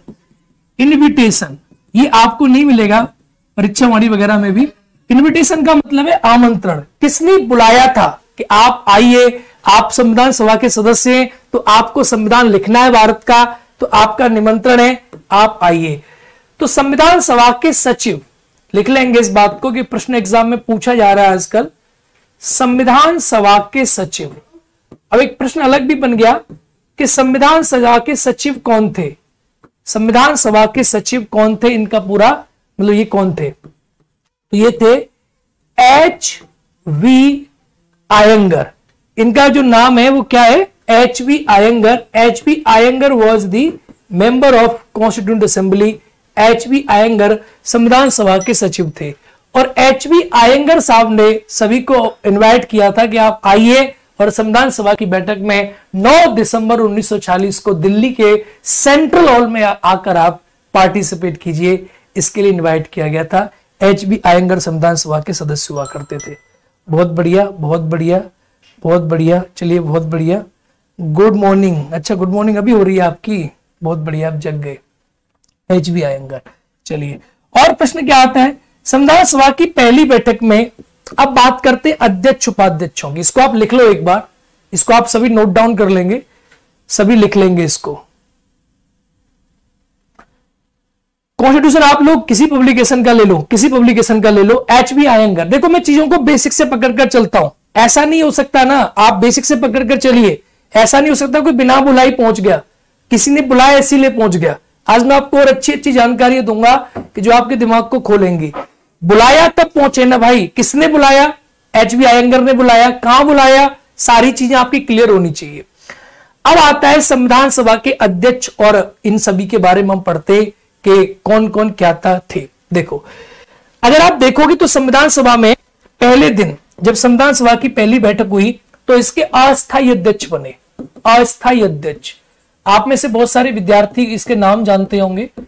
अस्थायी अध्यक्ष का नाम था सच्चिदानंद सिन्हा।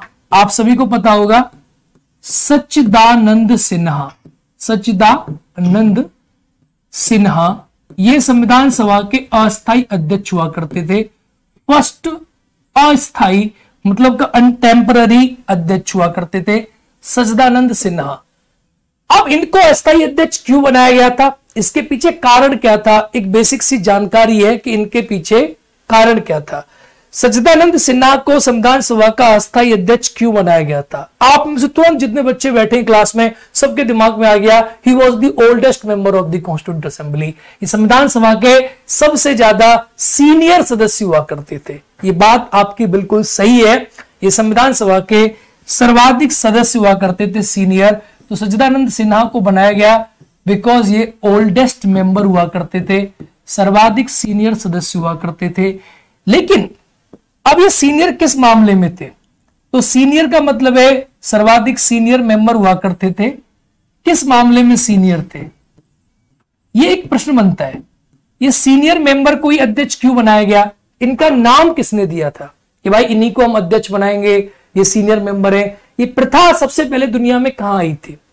जब फ्रांस के संविधान सभा का गठन हुआ था 1789 में, मैं आपकी जानकारी थोड़ी सी बढ़ा देता हूं। तो फ्रांस की संविधान सभा में सबसे सीनियर मेंबर को संविधान सभा का अध्यक्ष बनाया गया था।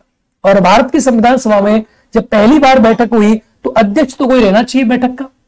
तो जेबी कृपलानी, आचार्य जेबी कृपलानी जी ने यह नाम दिया कि आप सच्चिदानंद सिन्हा जी को संविधान सभा का अध्यक्ष बनाओ, क्योंकि सच्चिदानंद सिन्हा हमारे सदन में बैठे गए सबसे ज्यादा सीनियर मोस्ट मेंबर है। आचार्य जेबी कृपलानी ने दिया था नाम, राजेंद्र प्रसाद जी ने नहीं दिया था। इन जानकारियों को सुधार लें, इन गलतियों को ना किया करें, क्योंकि हमने नेट पीएचडी कितने एग्जाम पास किए फ्रांस की संविधान सभा से। ये प्रेरणा ली थी फ्रांस की संविधान सभा से, और आचार्य जेबी कृपलानी जी ने नाम दिया था। और मैं आपकी जानकारी को भी और बेहतर करूंगा, और मैं आपके डाउट को और अच्छे से कृपलानी और अंदर चलते हैं हम लेके। ऐसा क्यों, इनका नाम ही क्यों दिया था जेबी कृपलानी जी ने? ये सीनियर मेंबर क्यों हुआ करते थे? आपको एक जानकारी है इस बात की? 1919 का अधिनियम अगर आप लोगों ने पढ़ा होगा तो 1919 के अधिनियम से पहले भारत की जो सभा हुआ करती थी, असेंबली, वो एक सदनी हुआ करती थी। आप में से बहुत विद्यार्थियों को जानकारी होगी कि 1919 के अधिनियम के बाद भारत में द्विसदनीय विधायिका का गठन किया गया। यानी जो हमारी विधायिका थी वो द्विसदनीय बनी थी 1919 में। अगर आपको जानकारी हो, 1919 का जो एक्ट आया, इसमें आप देखेंगे कि भारत की जो विधायिका थी उसको द्विसदनीय बनाया गया था। द्विसदनीय विधायिका बनाया गया था भारत की विधायिका को। और द्विसदनीय विधायिका बनाया गया था तो द्विसदनीय विधायिका में पहली बार एक कॉन्सेप्ट डाला था कि एक सदन का अध्यक्ष होगा और एक सदन का उपाध्यक्ष होगा। यानी फर्स्ट टाइम आप देखेंगे कॉन्सेप्ट निकल कर आया कि एक अध्यक्ष होगा और दूसरा कौन होगा? दूसरा सदन का उपाध्यक्ष होगा। ठीक है, तो उस समय जब पहली बार 1919 में भारत में द्विसदनीय विधायिका बनी थी तो उसमें फ्रेडरिक व्हाइट एक व्यक्ति हुआ करते थे, इनका नाम था फ्रेडरिक व्हाइट। सुन लो, थोड़ी जानकारी रख लो आप लोग, लिखना नहीं है सबको। फ्रेडरिक व्हाइट जो थे, ये उस समय संविधान सभा, जो इस समय मतलब हमारे देश की केंद्रीय विधानसभा के अध्यक्ष हुआ करते थे।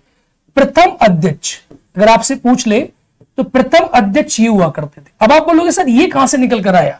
तो उस समय जो उपाध्यक्ष बने थे, प्रथम जो भारत की सभा बनी थी उसके जो उपाध्यक्ष बने थे, पहले उपाध्यक्ष, जब भारत में द्विसदनीय विधायिका का गठन हुआ तो उसके पहले जो उपाध्यक्ष थे उनका नाम था सच्चिदानंद सिन्हा।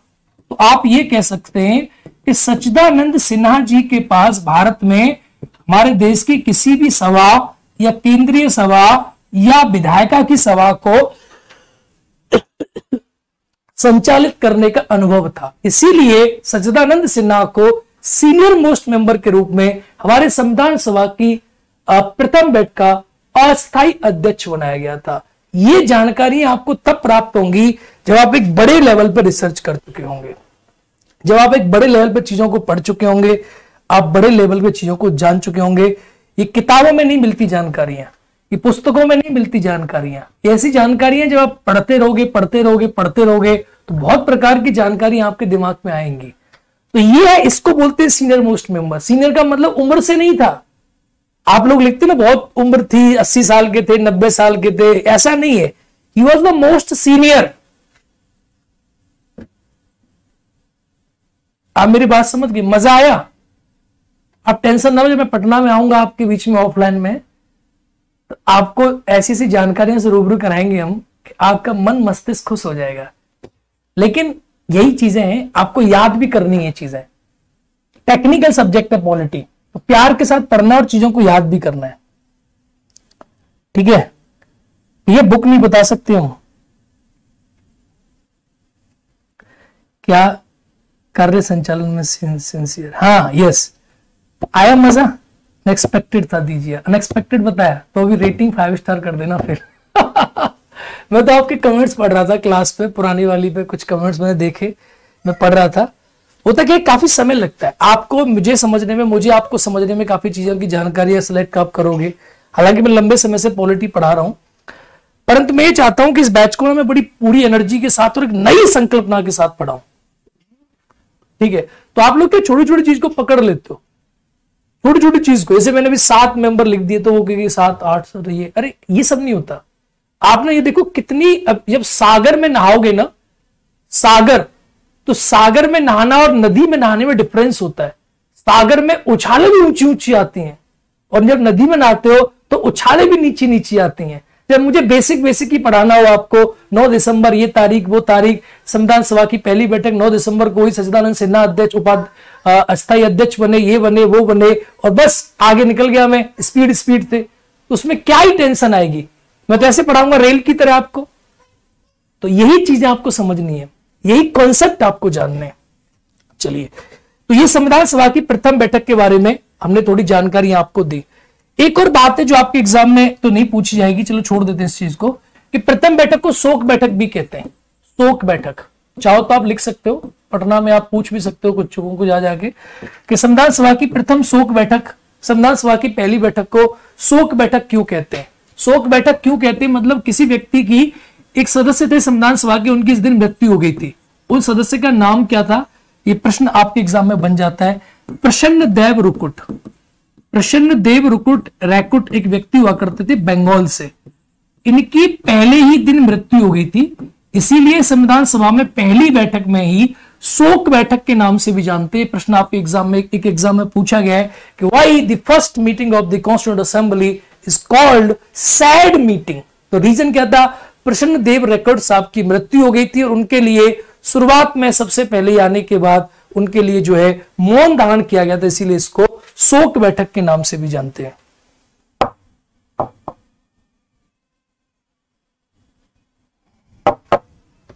ठीक है, प्रसन्न देव रैकुट, ठीक है, समझ में आ रही हैं चीजें? चलो, अब अध्यक्ष उपाध्यक्ष के बारे में थोड़ी सी बातचीत कर लेते हैं।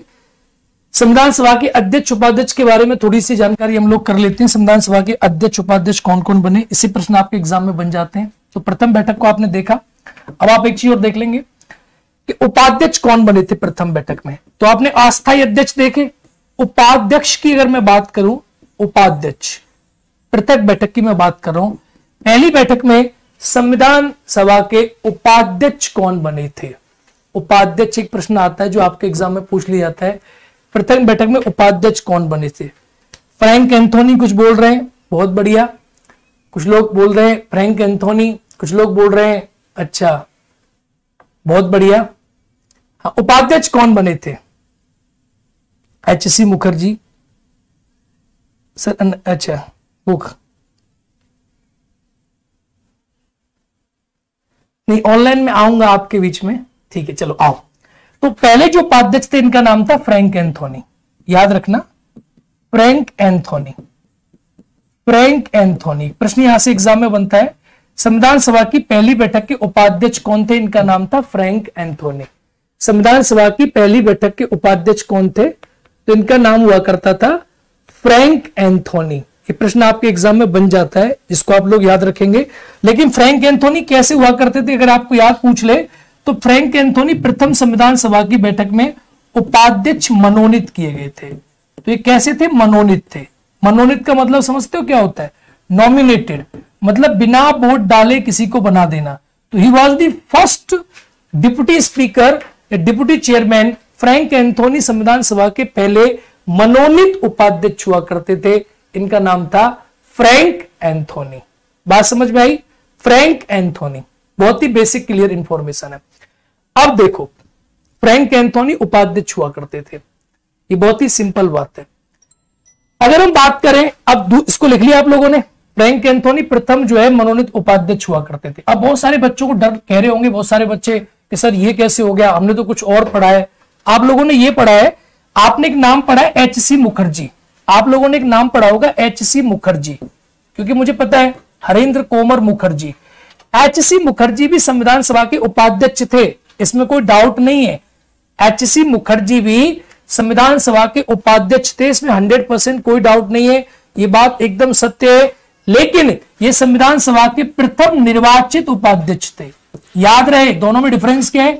ये संविधान सभा के प्रथम निर्वाचित उपाध्यक्ष थे। निर्वाचित मतलब इनका इलेक्शन हुआ था, तो ये कैसे हुआ करते थे? निर्वाचित थे, निर्वाचित उपाध्यक्ष। यानी निर्वाचित का मतलब क्या है? इलेक्टेड। तो दोनों में डिफरेंस क्या है?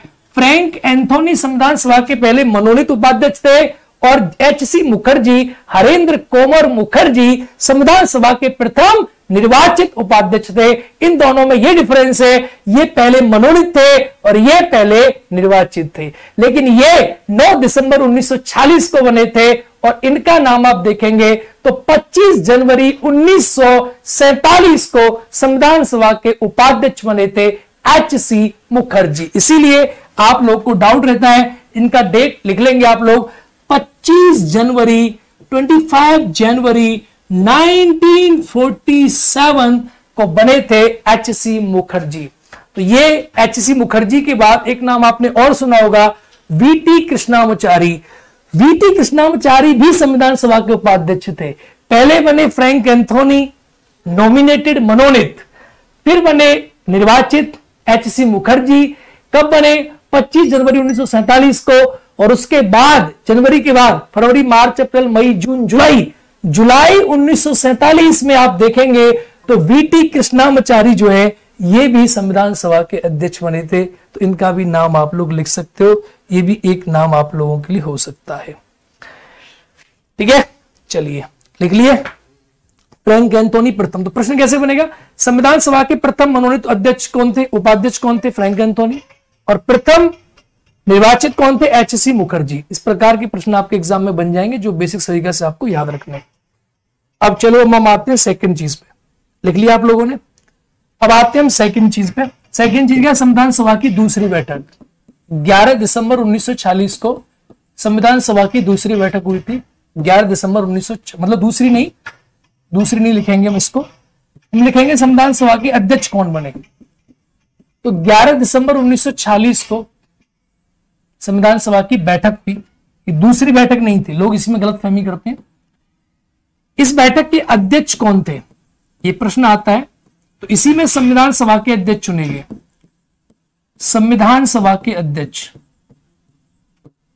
संविधान सभा के अध्यक्ष कौन बने, एक प्रश्न आता है, आप सभी को पता है। तो संविधान सभा के अध्यक्ष कौन बने थे? राजेंद्र प्रसाद। ये प्रश्न आपको याद रखेंगे। डॉक्टर राजेंद्र प्रसाद संविधान सभा के अध्यक्ष थे, स्थायी अध्यक्ष डॉक्टर राजेंद्र प्रसाद।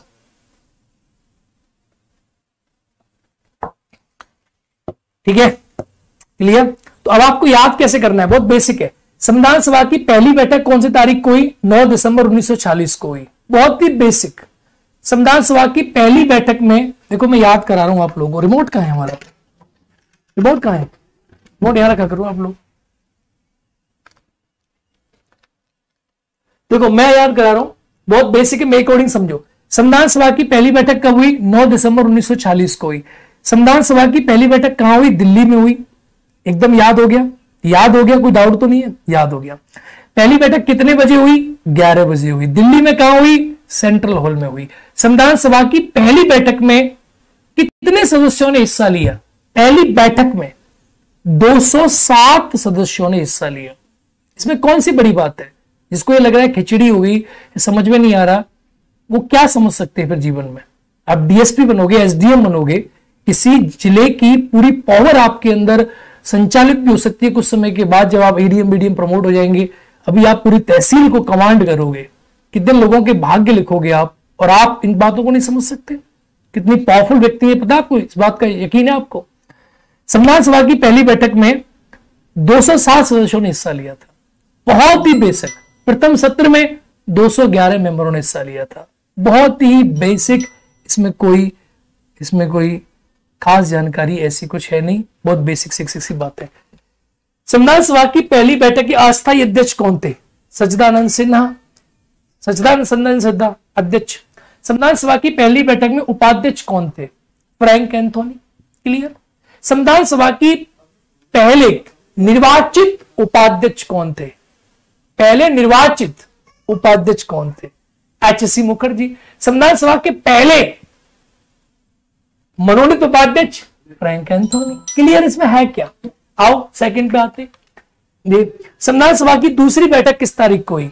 11 दिसंबर 1946 को हुई। सभी बच्चों को जानकारी है। संविधान सभा की पहली बैठक में स्थायी अध्यक्ष कौन बने? डॉक्टर राजेंद्र प्रसाद बने, सभी को पता है। अब मैं आपको 2-3 लोगों के नाम लिखा देता हूं जो आपसे प्रश्न पूछे जाते हैं। नाम क्या क्या है? एक तो प्रश्न बनता है संविधान सभा के अस्थायी अध्यक्ष। संविधान सभा के अस्थायी अध्यक्ष, संविधान सभा के स्थायी अध्यक्ष।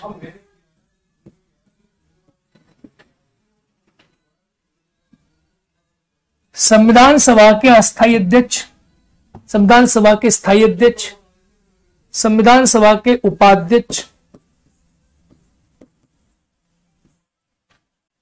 उपाध्यक्ष में 2, उपाध्यक्ष में 2, मनोनीत, और संविधान सभा के उपाध्यक्ष नंबर 2 निर्वाचित।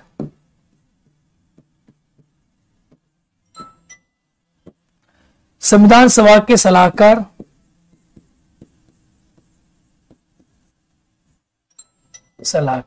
अब देखो संविधान सभा के स्थायी अस्थायी अध्यक्ष कौन थे? सच्चिदानंद सिन्हा। यहां से प्रश्न आपके एग्जाम में बनते हैं, तो आप इन्हें याद रखेंगे। बहुत ही बेसिक बात है, समझ में आ गया? स्थायी थे राजेंद्र प्रसाद, तो आप इन्हें याद रखेंगे। बहुत ही बेसिक सी चीजें हैं। उपाध्यक्ष कौन थे? उपाध्यक्ष बहुत ही बेसिक चीजें, क्या नाम है इनका? Frank Anthony. देखो ये आप लोग को जब पता नहीं होता तब एग्जाम में गलती तो आप करोगे। ये कौन थे? एच.सी. मुखर्जी।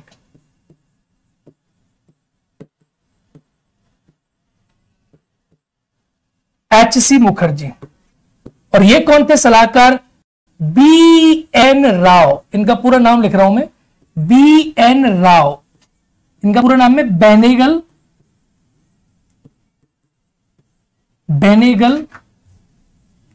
नरसिंह राव। बेनेगल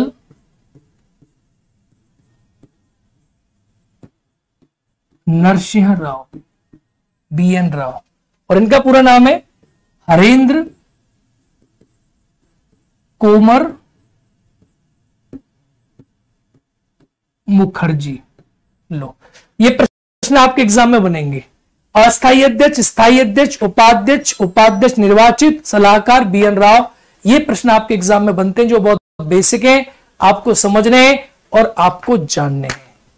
ये बहुत ही इंफॉर्मेटिव और बहुत ही बेसिक सी बातें जो आपको मैंने समझाई। Good evening, good evening. ठीक है,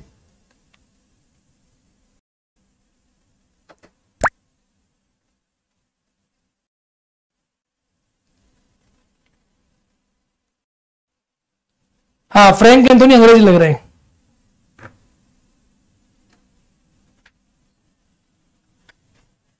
फ्रैंक एंथोनी अंग्रेजी लग रहे हैं, बिल्कुल। एंग्लो इंडियंस, ठीक है, क्लियर। तो ये थे संविधान सभा के सलाहकार BN राव। सबको क्लियर हो गया? कितना कितना पढ़ेंगे सर अब? ठीक है, तो ये हो गया। अब संविधान सभा की आती है तीसरी बैठक, मतलब तीसरी का मतलब इंपॉर्टेंट है। 13 दिसंबर 1946 को संविधान सभा की बैठक हुई, 13 दिसंबर 1946 को। इस बैठक में उद्देश्य प्रस्ताव पेश किया गया था। उद्देश्य प्रस्ताव, एक प्रश्न आपके एग्जाम में आता है, उद्देश्य प्रस्ताव जिसे बोलते हैं ऑब्जेक्टिव रिजोल्यूशन। एक प्रश्न एग्जाम में आता है, ऑब्जेक्टिव रिजोल्यूशन किसने पेश किया था? देखो, ऑब्जेक्टिव रिजोल्यूशन क्या होता है कि भारत का संविधान कैसा बनेगा। भाई, हमारे संविधान में आपने देखा कि सरकार 5 साल की है, तो हमारा संविधान किस प्रकार से बना? सरकार 5 साल की क्यों बनी? एक राष्ट्रपति, एक उपराष्ट्रपति है, तो राष्ट्रपति क्यों बना, उपराष्ट्रपति क्यों बना, प्रधानमंत्री क्यों बना? हमारे देश में संसदीय प्रकार की व्यवस्था है, तो हमारे देश में किस प्रकार का संविधान बनेगा, इसको लेकर ऑब्जेक्टिव रिजोल्यूशन पेश किया गया था। एक प्रश्न पूछा गया एक एग्जाम में, कोई बिहार का एग्जाम है, कि उद्देश्य प्रस्ताव में कितने प्रस्ताव थे या कितने बिंदु थे? तो उद्देश्य प्रस्ताव में आप लोग याद रखेंगे, इसमें 8 बिंदु थे कि भाई भारत का संविधान किस प्रकार से बनेगा। इसमें 8 पॉइंट्स थे जिनके बारे में बात करी थी। प्रश्न बनता है, उद्देश्य प्रस्ताव किसने पेश किया था? उद्देश्य प्रस्ताव पेश किया था जवाहरलाल नेहरू जी ने। जवाहरलाल नेहरू जी ने उद्देश्य प्रस्ताव, नेहरू ने ऑब्जेक्टिव रिजोल्यूशन, इसको आप लोग बोलते हैं उद्देश्य प्रस्ताव, पेश किया था। क्यों पेश किया था? क्योंकि जवाहरलाल नेहरू जी ने उस भारत की राजनीति में इनका काफी बड़ा योगदान हो चुका था। 1929 के लाहौर अधिवेशन के बाद आप देखेंगे तो जवाहरलाल नेहरू भारत के राजनीति में एक प्रकार से प्रोमिनेंट फिगर हुआ करते थे। मोतीलाल नेहरू जी के जाने के बाद जवाहरलाल नेहरू 1929 से लाहौर अधिवेशन से आप देखेंगे 1929 में, 1930 में, 31 में, 32 में जवाहरलाल नेहरू एक प्रोमिनेंट फिगर थे। और जवाहरलाल नेहरू ने ही भारत के संविधान का उद्देश्य प्रस्ताव पेश किया कि कैसा हमारा संविधान बनना चाहिए। संविधान सभा के द्वारा इसको 22 जनवरी 1947 को स्वीकार किया गया था। तो एक प्रश्न बनता है आपके एग्जाम में कि उद्देश्य प्रस्ताव को कब स्वीकार किया गया था? 22 जनवरी 1947, 22 जनवरी 1947 को संविधान सभा ने, किसने, याद रहना चाहिए बात, संविधान सभा ने उद्देश्य प्रस्ताव को स्वीकार किया था। ऑब्जेक्टिव रिजोल्यूशन को, उद्देश्य प्रस्ताव को स्वीकार किया था। तो आप क्या लिखेंगे इसमें? स्वीकार किया था।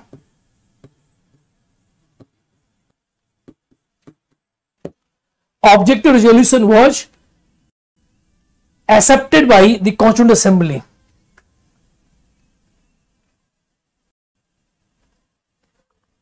अंतरिम सरकार को डिफाइन कीजिए।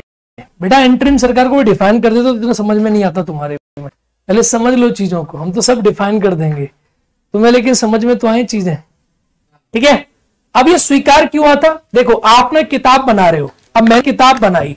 अब इस किताब में देखो 2 चीजें, इस किताब संविधान है, इस संविधान को जब मैं खोलूंगा तो इसमें पहले आपने प्रस्तावना पढ़ी, फिर आपने मौलिक अधिकार पढ़े या जो भी चीजें प्रस्तावना पढ़ी, फिर आपने भाग 1 पढ़ा, फिर भाग 2 पढ़ा, फिर भाग 3 पढ़ा। ये तो अलग काम है, लेकिन इसके अंदर मौलिक अधिकार है, इसके अंदर आपने कहा राष्ट्रपति है, इसके अंदर आपने कहा उपराष्ट्रपति है, इसके अंदर प्रधानमंत्री है, इसके अंदर इसके अंदर लोकसभा स्पीकर है। ये सारे जो प्रोविजन हमारे संविधान में डाले गए, ये उद्देश्य प्रस्ताव में पेश किए गए कि भारत का संविधान एक लोकतांत्रिक, भारत एक लोकतांत्रिक देश है, ये गणतंत्र होगा, यहां पर सरकार कैसी बनेगी। तो हमारे देश का जो नेचर है, हमारे संविधान का जो नेचर है, इस नेचर को उद्देश्य प्रस्ताव में जवाहरलाल नेहरू के द्वारा पेश किया गया। जैसे आप एक बाइक बना रहे हो, तो आप एक बाइक बना रहे हो, आप एक बाइक, हाँ जी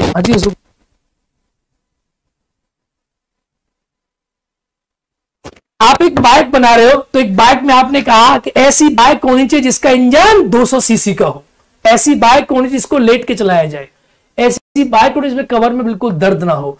तो कैसा संविधान बनेगा, इसको ऑब्जेक्ट रेजोल्यूशन में जवाहरलाल नेहरू के द्वारा पेश किया गया था। इसको बोलते हैं बेसिकली उद्देश्य प्रस्ताव। तो ये आपके संविधान की 3 मेन इंपॉर्टेंट बैठकों के बारे में मैंने आपसे आज बातचीत कर ली। अब समय थोड़ा ज्यादा हो रहा है, लेकिन आज का मेरा थोड़ा प्लान ज्यादा था आपको पढ़ाने का, और थोड़ा सा क्या रहा कि अभी बीच में क्या हुआ कि मेरा एक छोटा सा बच्चा आज वो गलती से यहीं पर वो आज आ गया, तो उसने थोड़ा सा क्लास को वो बार बार अंदर बाहर आ रहा था, तो उस चक्कर में थोड़ा शुरू बात में ठीक है, चलिए, तो आपको थोड़ा डिस्टर्ब हो गया होगा, उसके वजह से मैं समझ सकता हूं। तो यहां तक हमने चीजें पढ़ी उद्देश्य प्रस्ताव तक। अब हम इससे अगली क्लास में संविधान सभा की आपको समितियां पढ़ाएंगे, संविधान कैसे बना, कैसे उसका निर्माण हुआ, कैसे 2 वर्ष 11 महीना 18 दिन में किस प्रकार से संविधान 63,96,729 रुपए में कैसे भारत के संविधान को कितने प्रकार की पेनों से लिख दिया गया, क्या उसके पीछे चीजें रही। तो ये बेसिक बातें जो हमें समझनी है और हमें जाननी है। तो आज हम क्लास को यहीं पे खत्म करेंगे। आप लोगों से उम्मीद है कि क्लास आप लोगों को बहुत ही अच्छी लगी होगी, आप लोगों को बेहतरीन मजा आया हो क्लास में। एक बार आप रिवाइज करके देखना और चीजों को समझने की कोशिश करना। आप चीजों को समझना कि सर ने जो पढ़ाया वो किस लेवल पे चीजें सर ने हमें समझाई हैं, हमें बताई हैं। ठीक है, मेरे लिए थोड़ा सा क्या है, नया है ये चीज कि आप लोगों को इतना अधिक कंटेंट देना, लेकिन मैं ये चाह रहा हूं कि आप एक बार पॉलिटी पढ़ें तो बार बार क्यों पढ़े, एक बार पढ़ो ना, एक बार ऐसी पढ़ लो कि कोई भी एग्जाम आए एकदम पास, ऐसी पढ़ो ना पॉलिटी। जब मैं पढ़ा रहा हूं आपको, मैंने पॉलिटी से बीए किया, एमए किया, एमफिल किया, पीएचडी किया, नेट किया, प्रोफेसर किया, सब कुछ पॉलिटी से किया। तो मेरी पॉलिटी ऐसी पॉलिटी पढ़ो कि दोबारा आपको जीवन में कोई जरूरत ही ना पड़े पॉलिटी पढ़ने की, बेहतरीन करो। और ये प्रीलिम्स का बैच है, तुम ऑब्जेक्टिव पॉइंट ऑफ व्यू देख रहे हैं, जब आप इसे मेंस में पढ़ोगे तो इसी से मैं मेंस निकाल दूंगा, क्योंकि आज आपने जो पढ़ा कि भारत का संविधान के यही सब संविधान की डायमेंशंस है, यही प्रीलिम्स में फैक्ट देख रहे हो, मेंस में कॉन्सेप्ट में कन्वर्ट हो जाती हैं। लेकिन आपको जब पता ही नहीं होंगे कि संविधान सभा में अनुसूचित जाति की भी कोई महिला थी, संविधान सभा में कोई मुस्लिम महिला भी थी, संविधान सभा में हमने किसको कहां कैसे बनाया, तो आप कैसे मेंस की समझ पाओगे चीजों को बिना जानकारी के। तो तथ्यात्मक नॉलेज बहुत जरूरी है, तब आपके कॉन्सेप्ट बिल्ड होते हैं। अब किसी बच्चे को बताओ मत कि आपके पिताजी हैं, उसको बताओ मत पिताजी का मतलब क्या होता है, बस वो कहता रहे कि पिताजी हैं, मतलब तो बताओ कि इसका मतलब क्या है, डायमेंशन क्या है। ठीक है, नमस्कार बाबा, जय हिंद, मिलते हैं अगली क्लास में, जय हिंद। मैं आ रहा हूं 16 तारीख को आपके बीच में पढ़ना। 16 तारीख को मैं आपको ऑफलाइन पढ़ाऊंगा, दमदार तरीके से पढ़ेंगे, ऑफलाइन में एकदम धुआं तरीके से। जय हिंद, नमस्कार दोस्तों।